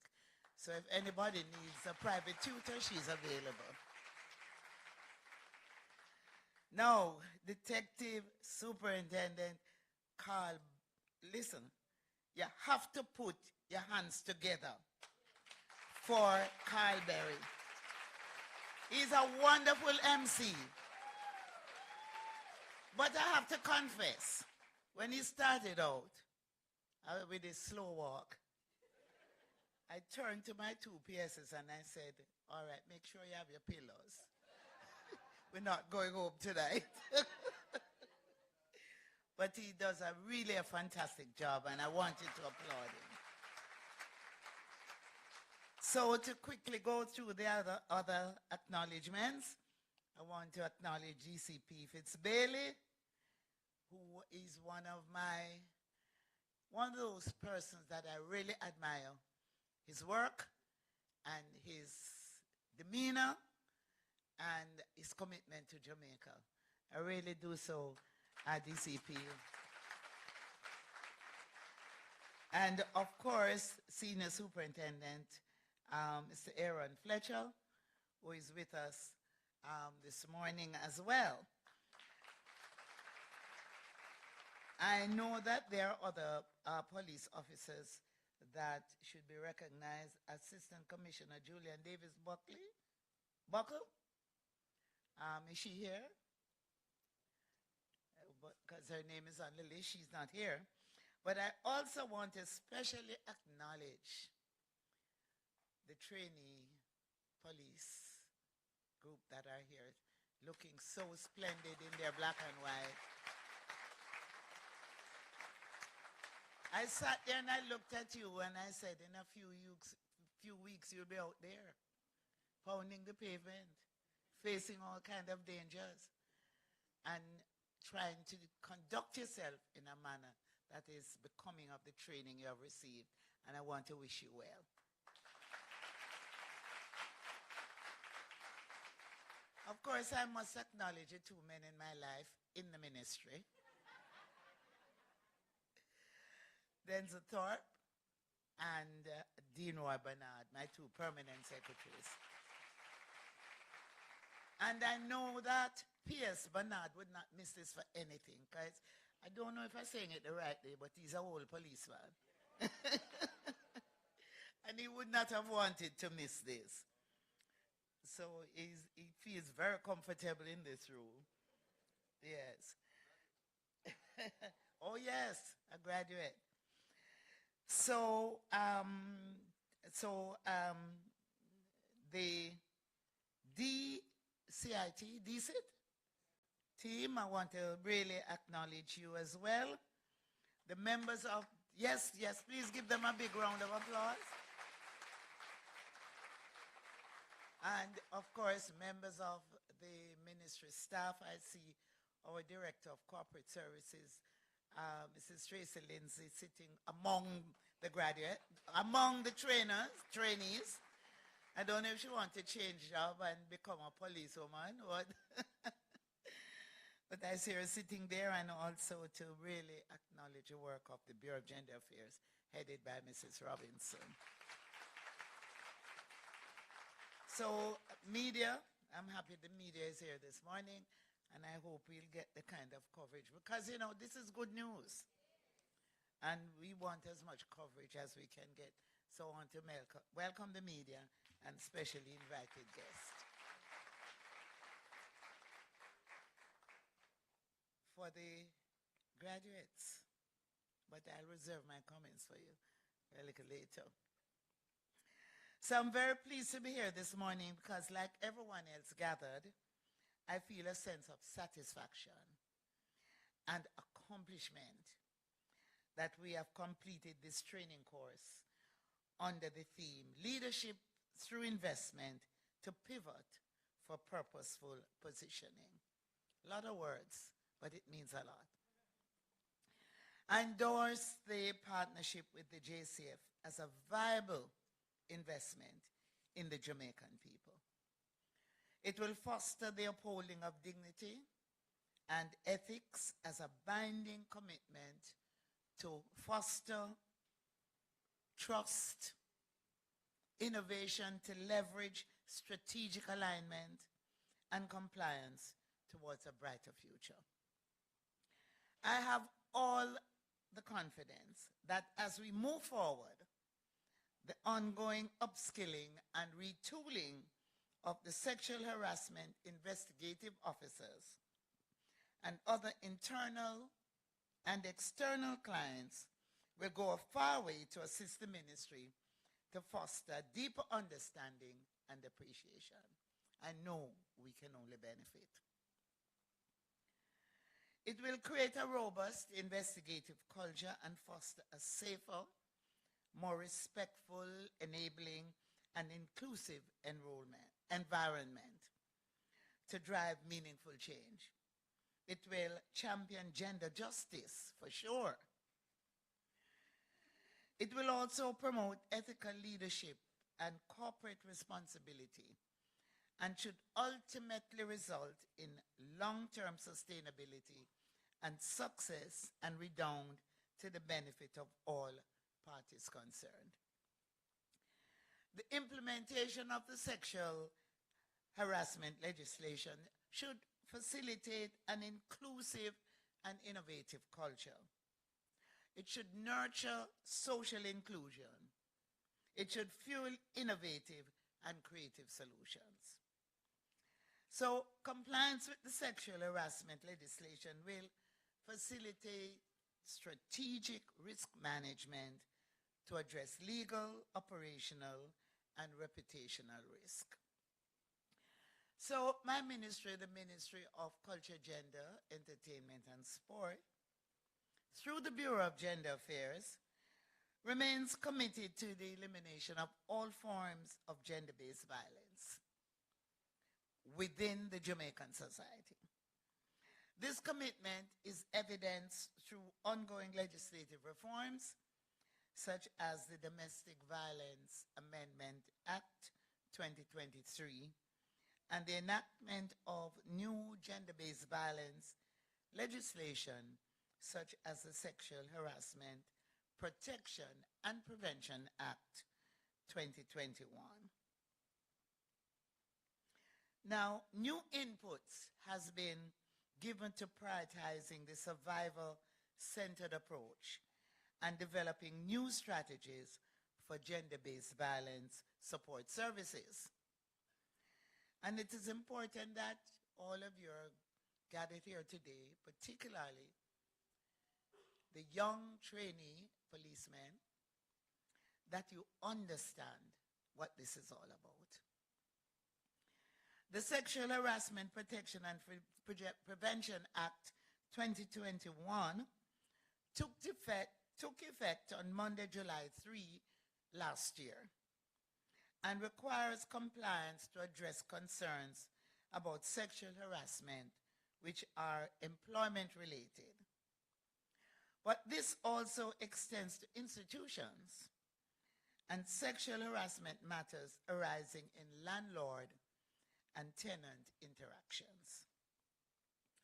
The legislation contains provisions for dealing with sexual harassment in a range of spaces, including the workplace, educational and correctional institutions, places of safety, nursing homes, medical and psychiatric facilities, among other spaces. So even with your interaction with your counterparts, male or female, because you may say something or do something that offends, and the receiver may interpret it as sexual harassment. So it is going to require some discipline too. Because, you know, some men love to talk and hug and touch. They don't mean anything. And some women like to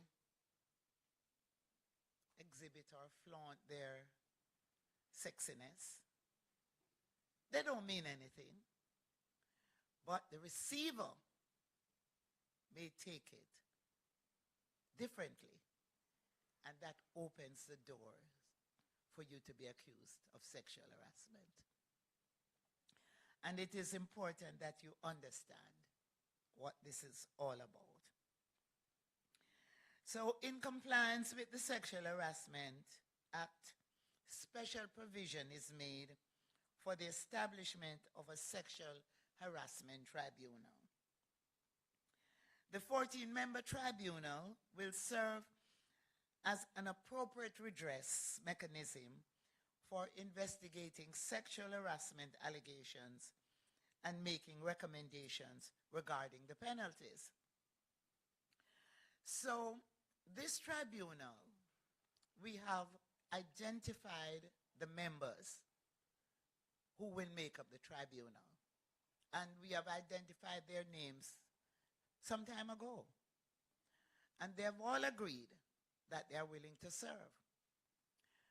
But it is still taking time to officially appoint them by taking their names to the cabinet, because they have to go through a fit and proper exercise.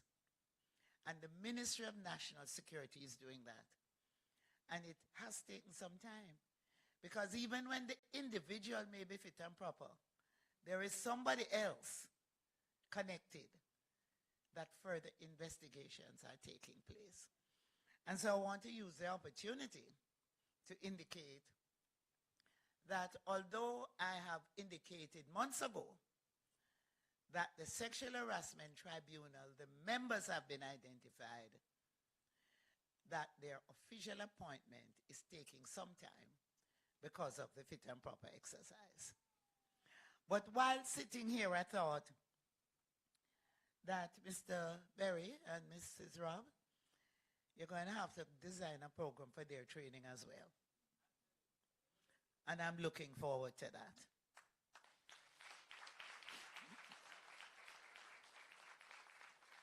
So the Domestic Violence Act became effective, as I said, on January 2023. And a new Joint Select Committee of Parliament was established to consider further amendments to the Domestic Violence Act. And I should mention here that the Sexual Harassment Act, that companies have until, is it July? Till June this year, to develop their sexual harassment policy. 1 year to do so after the act was promulgated. And if they do not have a sexual harassment policy after June 30th, then they are also subject to legal action. And so I want to use the opportunity, and I am assuming the JCF has their sexual harassment policy in place. Very good. And just to encourage those who will hear my presentation, I don't know if we're being streamed. We're being streamed, that they should really get their act together before the end of June. Now, I had the pleasure of hosting the first meeting of the new Joint Select Committee on Wednesday, March 20th, 2024, of the Domestic Violence Act, Amendment Act. The outcomes include the reopening of the conversation on the vexed issue of domestic violence, coordinating the procedural matters, and establishing the parameters to guide the optimal functioning of the committee.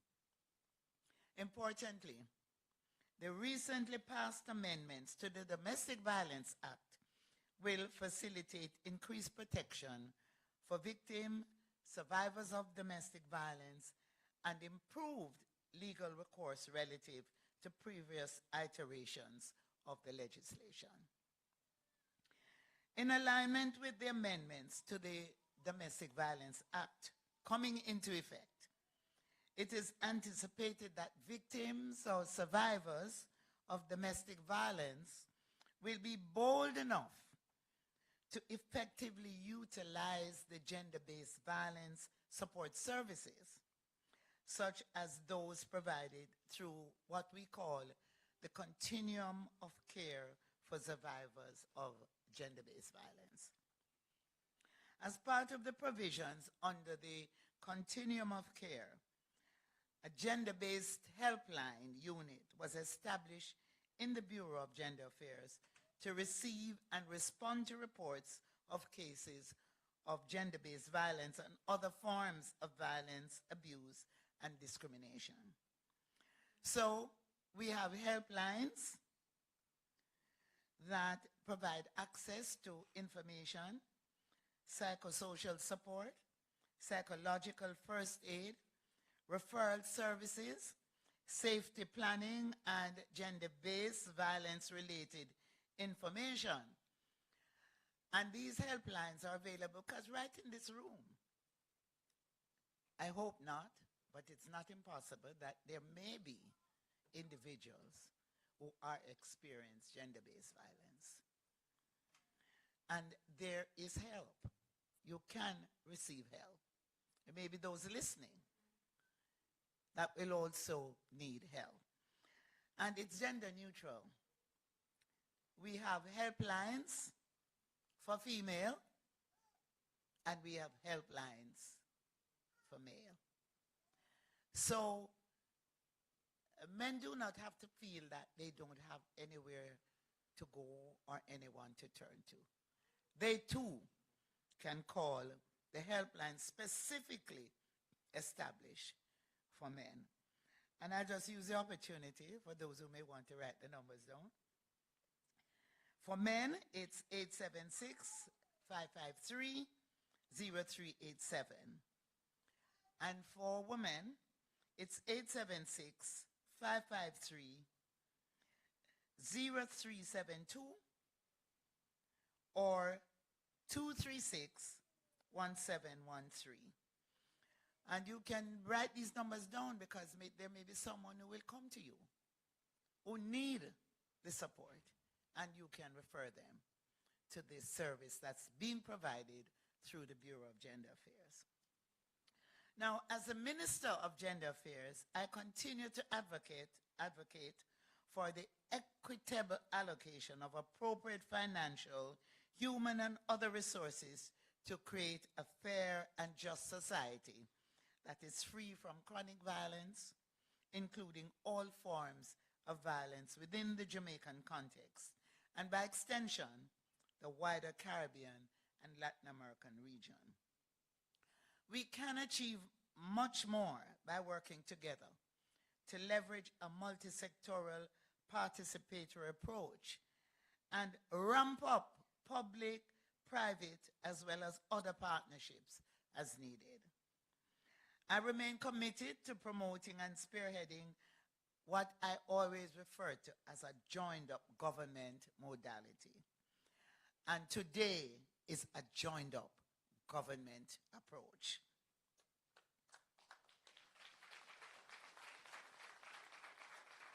And this facilitates a multi-sectoral approach with a targeted focus on strategic collaboration and a range of meaningful partnerships. So the long-term outcomes to which we all aspire should undoubtedly include gender equality, gender equity, social justice, socio-economic empowerment, national and sustainable development, among a range of other age-appropriate and context-specific and culturally relevant benefits. So, today I use this opportunity to make the business case for implementing the sexual harassment legislation in Jamaica as a legal obligation and a strategic imperative for all workplaces and other public spaces to improve productivity and performance. The Sexual Harassment, Protection and Prevention Act 2021 establishes clear guidelines and reporting mechanisms. In this regard, it provides a shield against litigation and safeguards the finances and reputation of the entities. It prevents negative publicity and maintains trust among the management team, internal and external clients. Compliance with the provisions of the legislation can lead to a safe and respectful workplace with higher employee satisfaction and reduce staff attrition. This in turn can create positive branding for the entity, as well as attract and retain the high-performing and qualified staff. So, to the extent that the legislation mandates ongoing training, this inaugural investigative Level 1 sexual harassment training course is designed to strengthen the investigative framework in Jamaica. It will empower sexual harassment investigative officers and other staff within the Bureau of Gender Affairs to ramp up the services provided to persons seeking guidance and redress for matters relating to the vexed issue of sexual harassment. Today, I want to say to you that you're a part of history.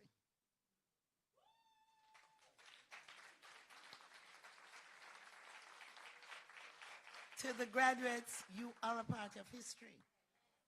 This is the first time that such a training program is going to take place. And if it is the first time, and since it is the first time, nobody else can be first. So you should be very proud that you have 100% success in the training program. I mean, you should clap yourselves. I am so proud of you. I want to congratulate you. I want to say to you that you have an awesome responsibility now. Jamaica is one of the first countries in this region to introduce legislation in sexual harassment. And I think, Mrs. Robb, that they are the first such group to be trained by the police as investigators. The only thing you can't do is arrest. But what it does, it forces you to work in collaboration with the police so that the job can be well done. And I really, really want to thank you so much for making yourselves available. I want to congratulate the Bureau. I want to congratulate the JCF and to say let's get to work. Thank you very much.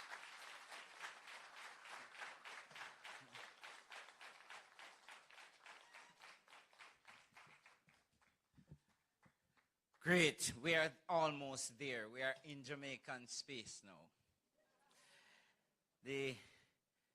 You're reminded to now put all your seatbelts on.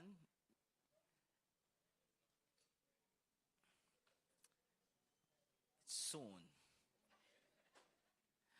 All right, so it's historical. It's true. And we had a debate and a discussion in the class. It's good when the minister can pronounce us man and wife. Indeed. But it must be a good day because Team DC had just a turnaround time of less than 5 days to really drag the curriculum up. And it had to satisfy the ISO 9001 requirement and all the other things that go with it. The certificate that you will get, the fact that you have been successful and we are about to deliver them to you now, it's not normal. You'll see the assistant commissioner in charge of training, the seal on it. It means that only you who came through can possess one of them. Yes. And I was glad when Mr. Bernard said he graduated here. And it's true. Actually, he supervised me for a while too. So he knows the feeling. It's not only look and feel, but the truth is Team DC delivered. Now, my closing remark is going to be like one line. So I just want to use half of that line to just ask the other members of DC to include the 2 district constables, if they are here, to just stand up and just be recognized quick and fast.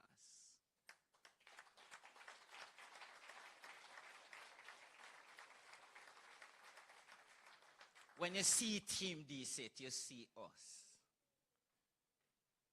Indeed. Having said that, it's now that time, high time, where we now invite the reading of the citation. May I now ask Mrs. Coburn Robinson to take charge of this leg of the journey. Thank you.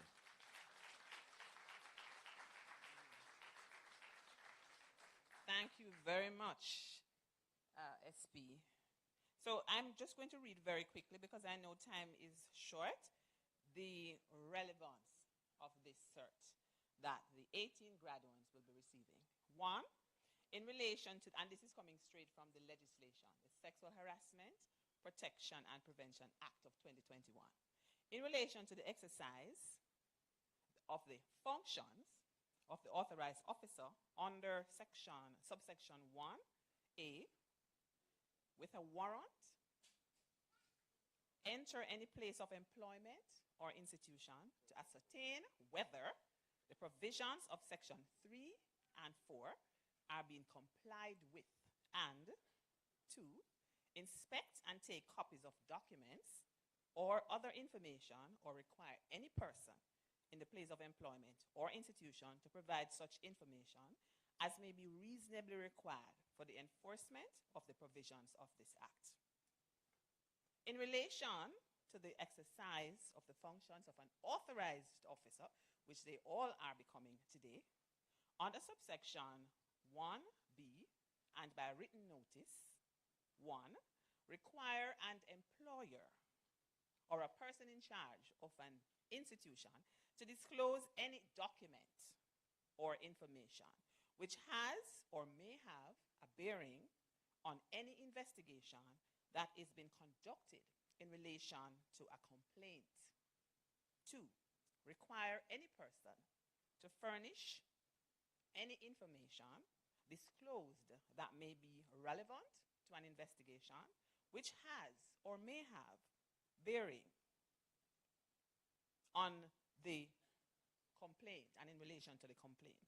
And 3, specify the time within which the employer or the person in charge of the institution or such other person specified under subparagraph 2 shall furnish any information disclosed in the notice. And 3, willfully obstruct or assault an authorized officer in the exercise of any function or power under this act, or fails to comply with a lawful request made by an authorized officer who commits an offense and shall be liable on summary conviction in a parish court to a fine not exceeding 1 million or to imprisonment for a term not exceeding 12 months.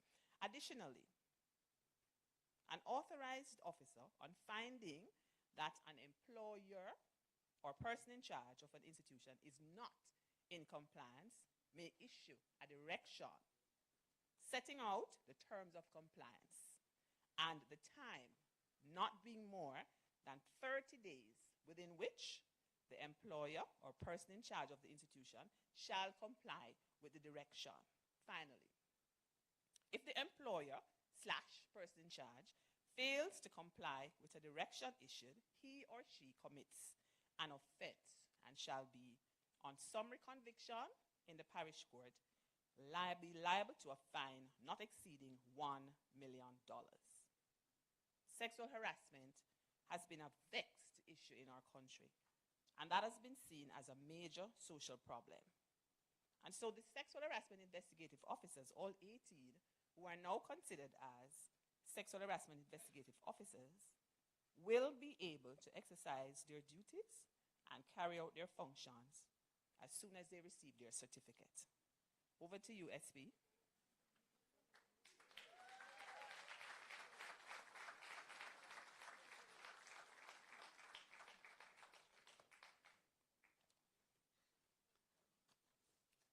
The familiar reflection when an envelope of this nature comes out, it's usually exam morning. But thank God you have survived it, indeed. All right, so also historical is that we didn't just facilitate, but we also graduated members of Team DSIT on the same course. So the JCF is way ahead, because not only do we have a sexual harassment policy, but we have trainees and trainers and a curriculum to boot. It's a win. Jamaica has won again. You follow where I'm going? So I know, and may I ask Ms. Coburn to return to sender, if you may, to assist me on this leg of the journey. So you could just take over shop and let's run shop together, because we are almost touching down.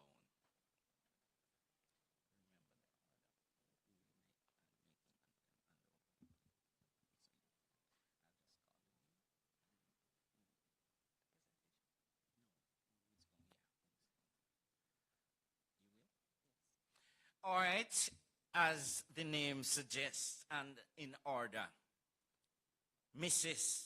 Avery Allen Marsh.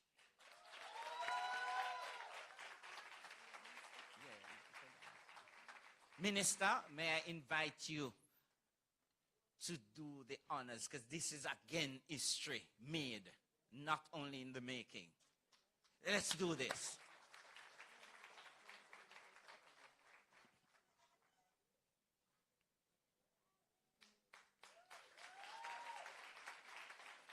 Miss Rashida Campbell.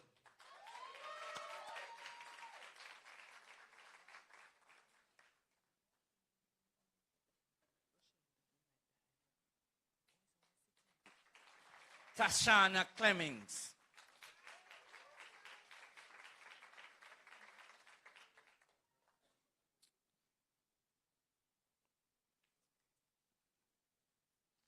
Shakira Deer.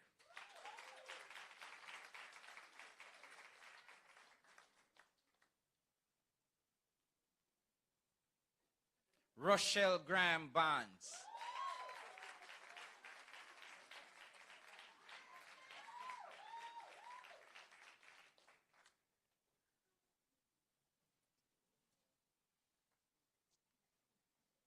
I call her Masher. Miss Masha Edwards.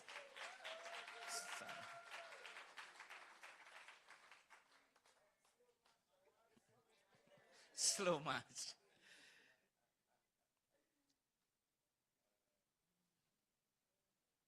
Tanisha Art,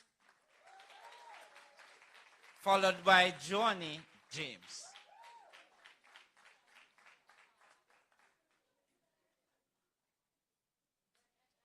Johnny James. Johnny James. I got it after 3 tries. It's a male in me. I forgive me. All right. I'm going to get this one correctly. Now brace yourself. Mitzi Johns Powell.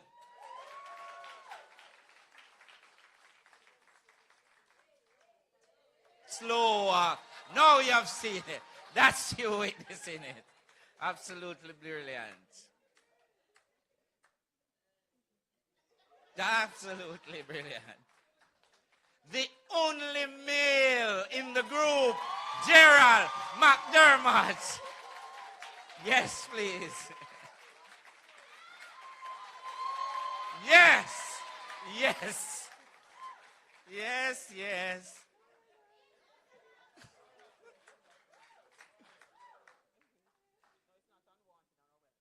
Yeah, yes. Christian McEwan.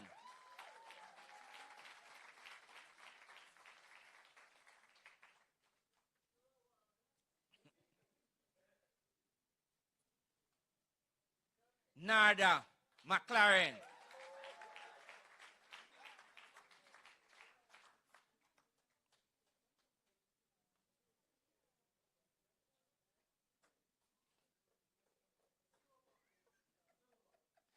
I'm if I tell you. You're so nice.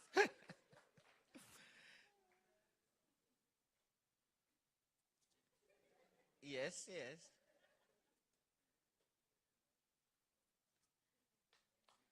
Karine Mignot Dixon.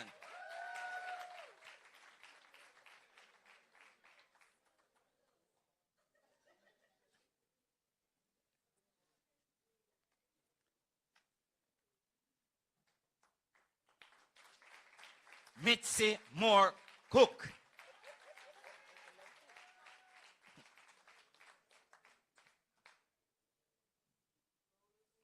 Yes, please.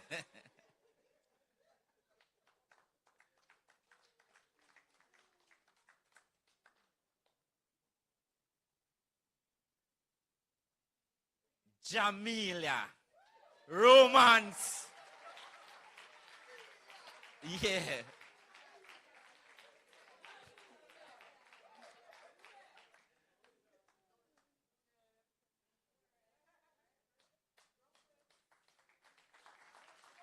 Lorianne Scarlett.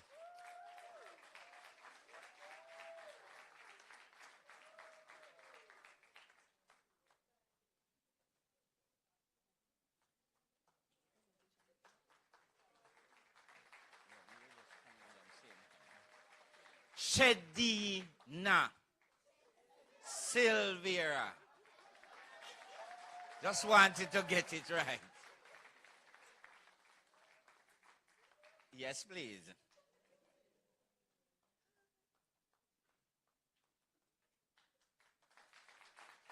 Karen Small.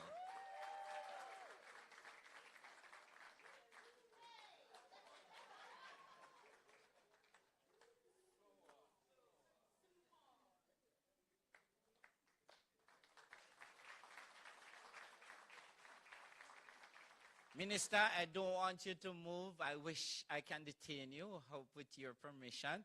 I want to also recognize those in JCF who are also trained, completed successfully, and are now to receive and will receive a certificate. Detective Sergeant Garnet Sharp.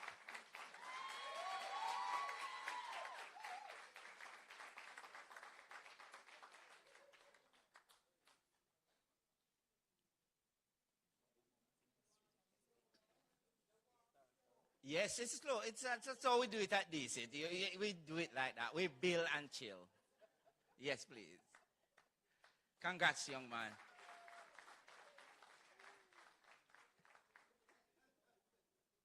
Smile.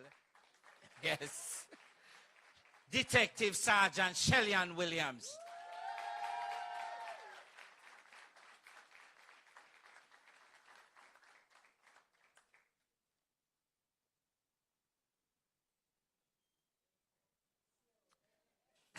Yes. That's it. All righty.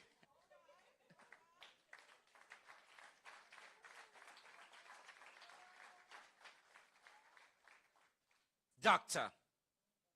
Shellyan Fraser.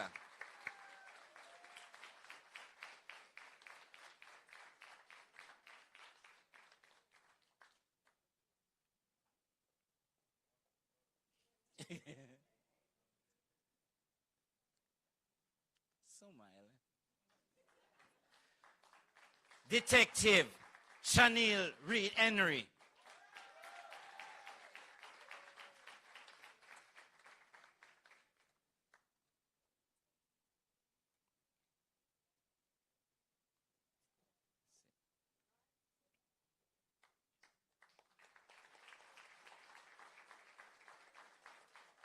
Great job. And we are missing Detective Sergeant Milton Henry because a decision had to be made as to who would be in Montego Bay today between me and him. And I am the boss. So the decision was made.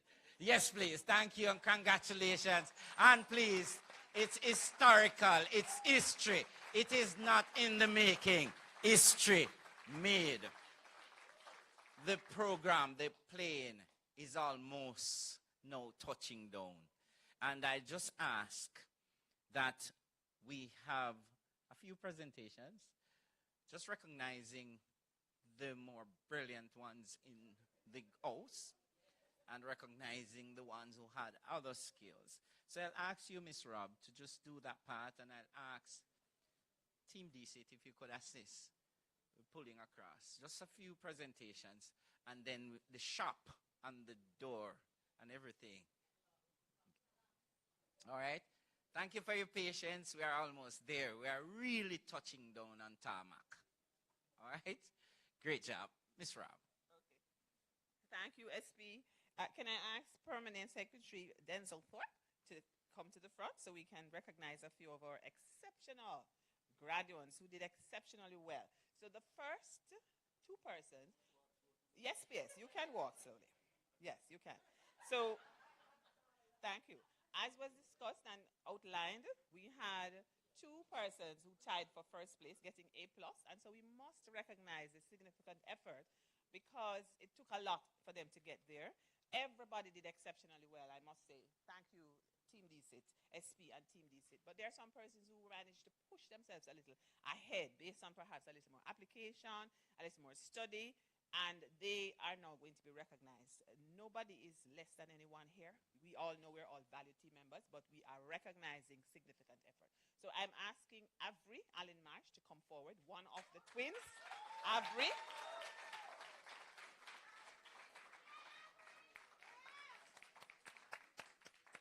Getting first place, tying with, and in a minute her twin sister will come up. Yes? Congratulations, Avery. Well played. Exceptionally well done.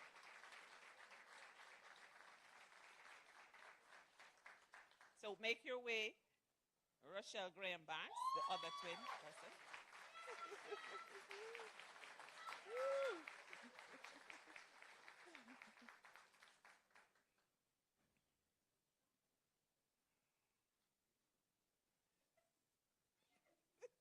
Don't squeeze our hand too hard, PS.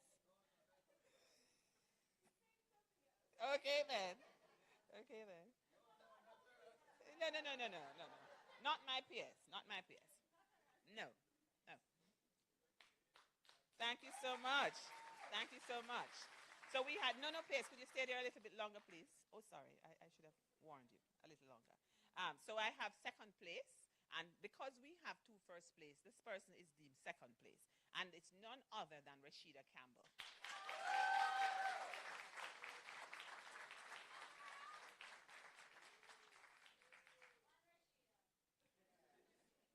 Well done, Rashida. Well done.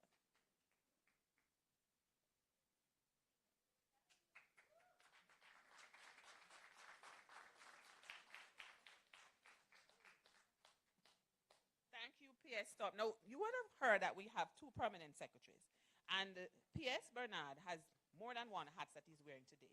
And so, as a graduate of the college and as our PS, could you come forward, PS Bernard, so you can make some presentations as well? Okay. Now, Team BG has a history of making history of doing things differently. And so we have two persons who are in first place, one second place, and three persons in third place. Yes? So could I ask Jamelia Romance to come forward, please?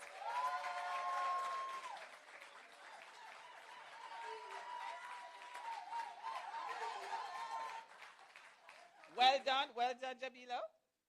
Great, great. Yes. Great, thank you so much. Could I ask Tashana Clemens to come forward? Tashana? Great job. Yes. Well done, well done. Thank you so much, Tashana. And the third person in that third place, running up, it would be none other than, I think you all know, don't you? Chrisanne McEwen. Woo! Chrisanne.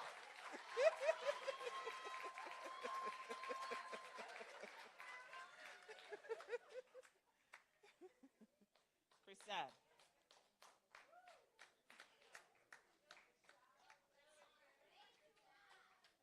Okay.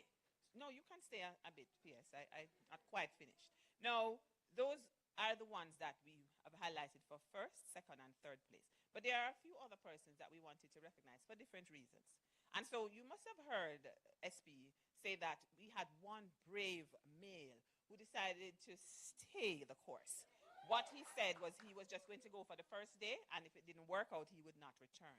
So he didn't just go for the first day. He stayed the course, and he aced the course. So Mr. Gerald McDermott, could you come forward, please?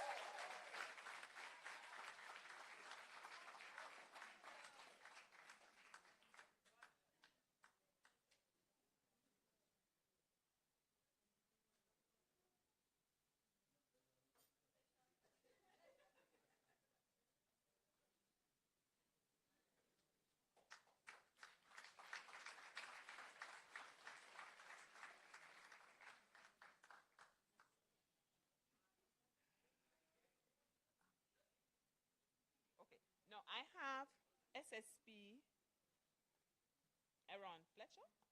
Sir, it's not on the list of the persons who are on the course, but I listened to your speech, and I think you really did so well. You would have thought that you had a conversation with SP earlier, or that you were a part of this discussion that we had. And so I wish to recognize you specially, to say thank you to you for recognizing the effort. So SSP, could you come forward, please? I'll ask my PS to make that presentation. Thank you for being with us and for inspiring. We were truly inspired.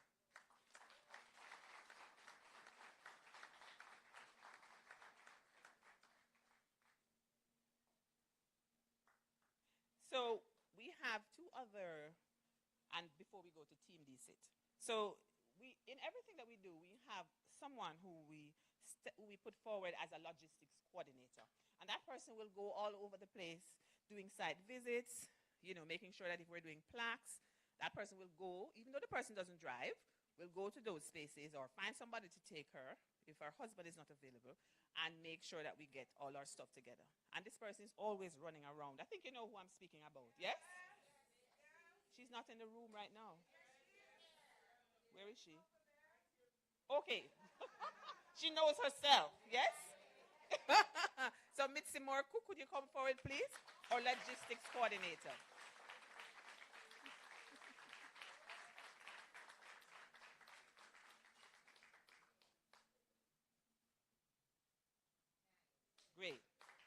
Thank you so much, logistics coordinator. Now, tomorrow is a special day for somebody in this room.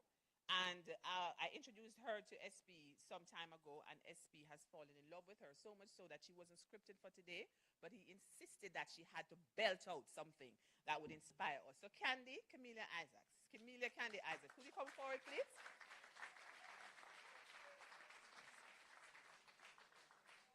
So while she comes, I can tell you that tomorrow is her birthday, and she shares the month with Minister Grange. Minister Grange has her birthday later this month. Is it the 28th, Minister?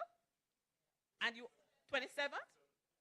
27. Joni, is that your birthday as well? And I don't know if you know, Minister, you share birthday with Joni James. Yes, that's her birthday as well. Right. Yes. Oh, I don't know if I can sing that well. It's tomorrow. It will be in advance. So the band. Okay, the band is here. They can just do a little thing. The band.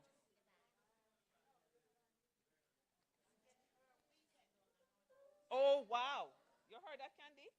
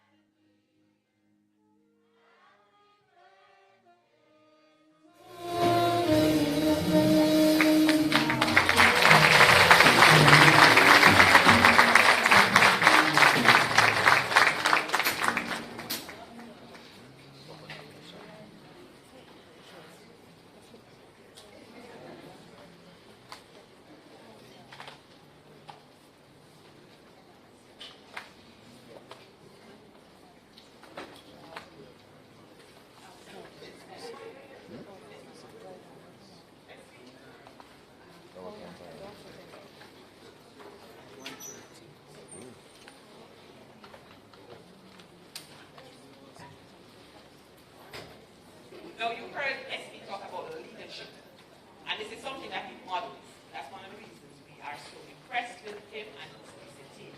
So I'll just read what it says. It says, for pioneering leadership in facilitating the first sexual harassment investigation training course presented to Detective Superintendent of Police Carl Berry, Director DCIT, presented by the Honorable Olivia Grange, OJ, CDF Minister, Culture, Gender, Entertainment, and Sport, April 17, 2027. Congratulations, sir.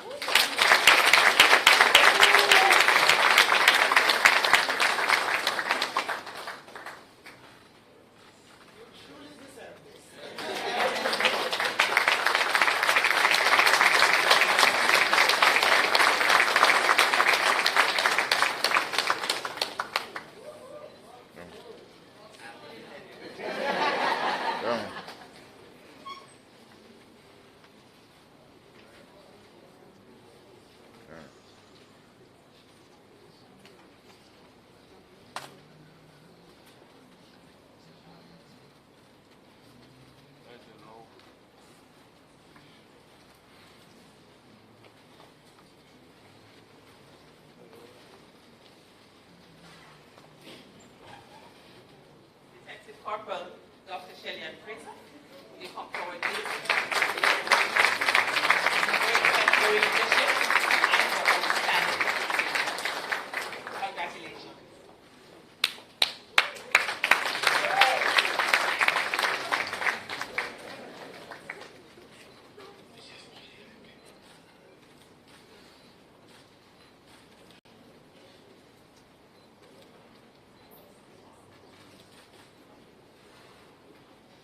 Can't hear what she's telling me.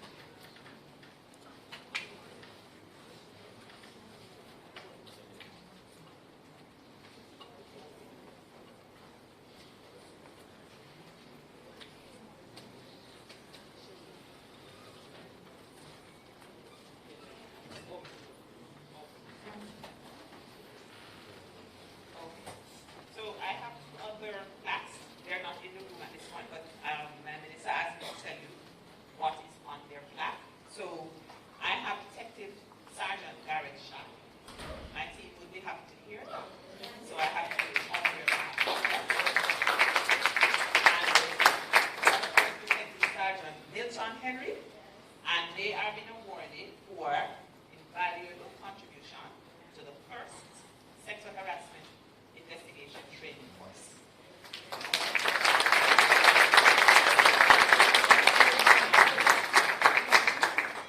So those two ladies that are standing there, Shania,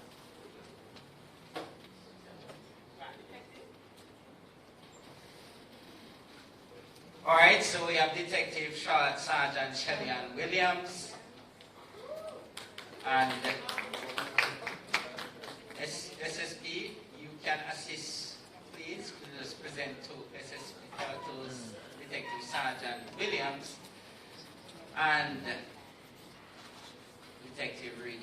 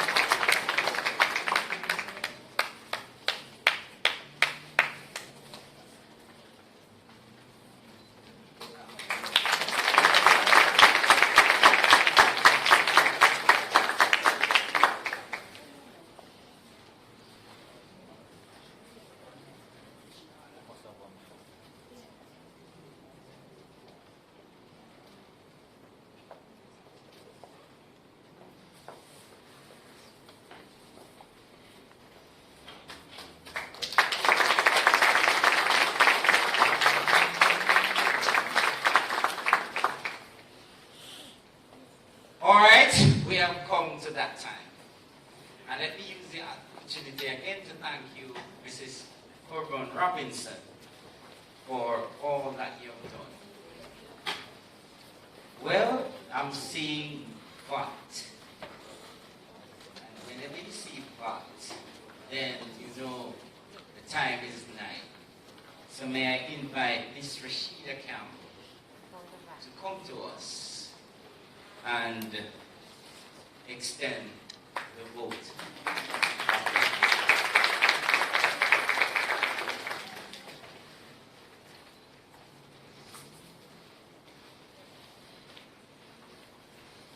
It is often said that gratitude is the attitude that takes you to your altitude.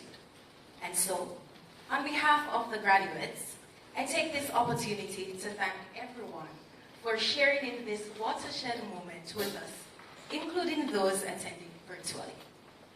Allow me to begin by thanking the Honorable Minister Grange for steering the gender portfolio so that the Sexual Harassment, Protection and Prevention Act 2021 could be a reality and today's event possible.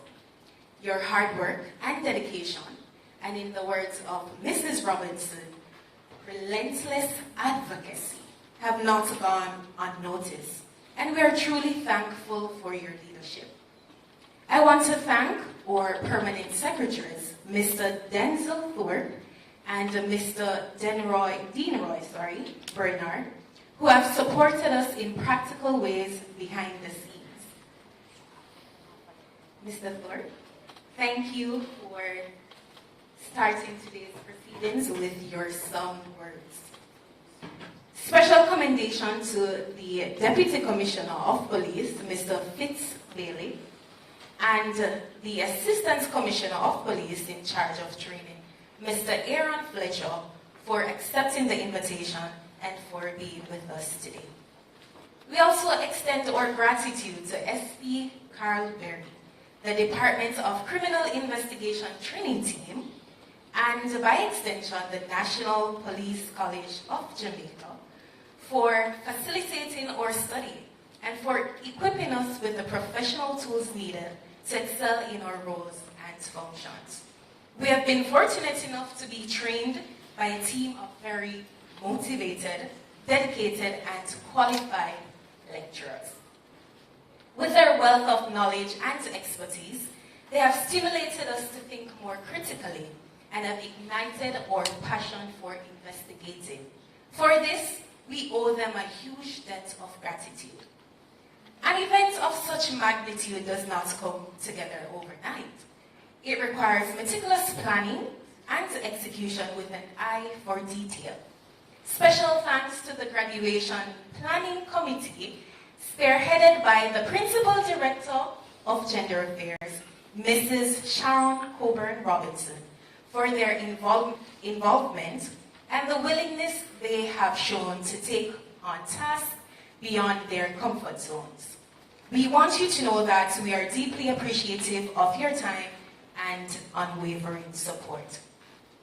To our resident decorator, Marcia, and by extension, the Beautiful Designs team, the decor is beyond beautiful. Thank you for a job well done. We would also like to thank the JCF Band for touching our souls with your musical talents. We cannot thank you enough for the value you have added to our graduation exercise.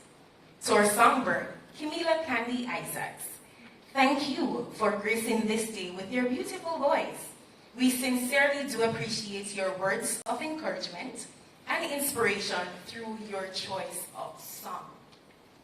Finally, to our friends from the media, thank you for your steady support in making today's event a memorable one. It is a well-known fact of life that the evidence of hard work is the result of that work. Today is a day of revelation. Yes, revealing our hard work to Jamaica. My fellow graduates, a big congratulations on this momentous achievement. If you all believe in the phrase, knowledge is power and ignorance is slavery, then today we stand here together as a proud cohort with that power. This power is not the power to boast about how much we know, but it is the power to think and to make a difference. Once again, thank you to everyone who has contributed to the success of the Sexual Harassment Investigation Training Graduation Ceremony. Thank you.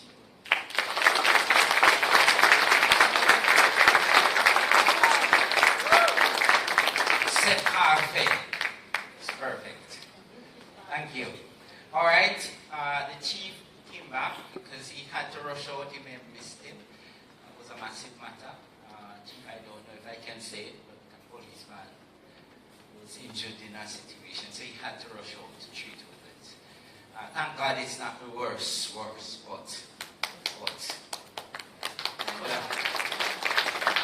that's the nature of policing, especially if he's a deputy commissioner.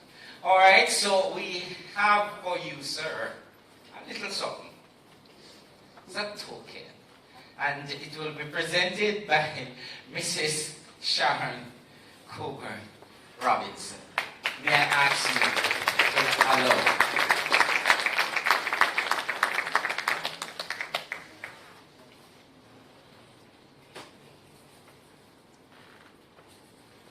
You have to smile for the camera. Yes. Great job.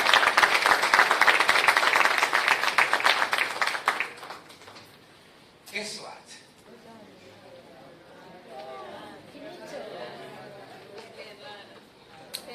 Plane has landed, but we are about to remove your seatbelt. We're waiting on the door to be pulled. It's for me, though, to just thank you for coming to the college. This is NPCJ. This is Team DCIT. Just remember, though, that at NPCJ we have several faculties. We have several departments. However, the graduates, you are the ones who matter most, and for now. We will extend and open our doors to you for battle. But for now, the show must come to an end. And I asked the band to just queue up so we can walk out from it. It's my time to thank you on behalf of everybody. It was really a pleasure having you on board. You you have arrived at your destination. Trust that your forward journey will be safe. Take care. Wow, good. It was a pleasure. All right? Bye-bye now. And fermented grape juice is on the outside. Okay, thank you. So, Mr. Bandman, you can walk us slowly through the gate. Thank you, thank you, thank you. It was a pleasure.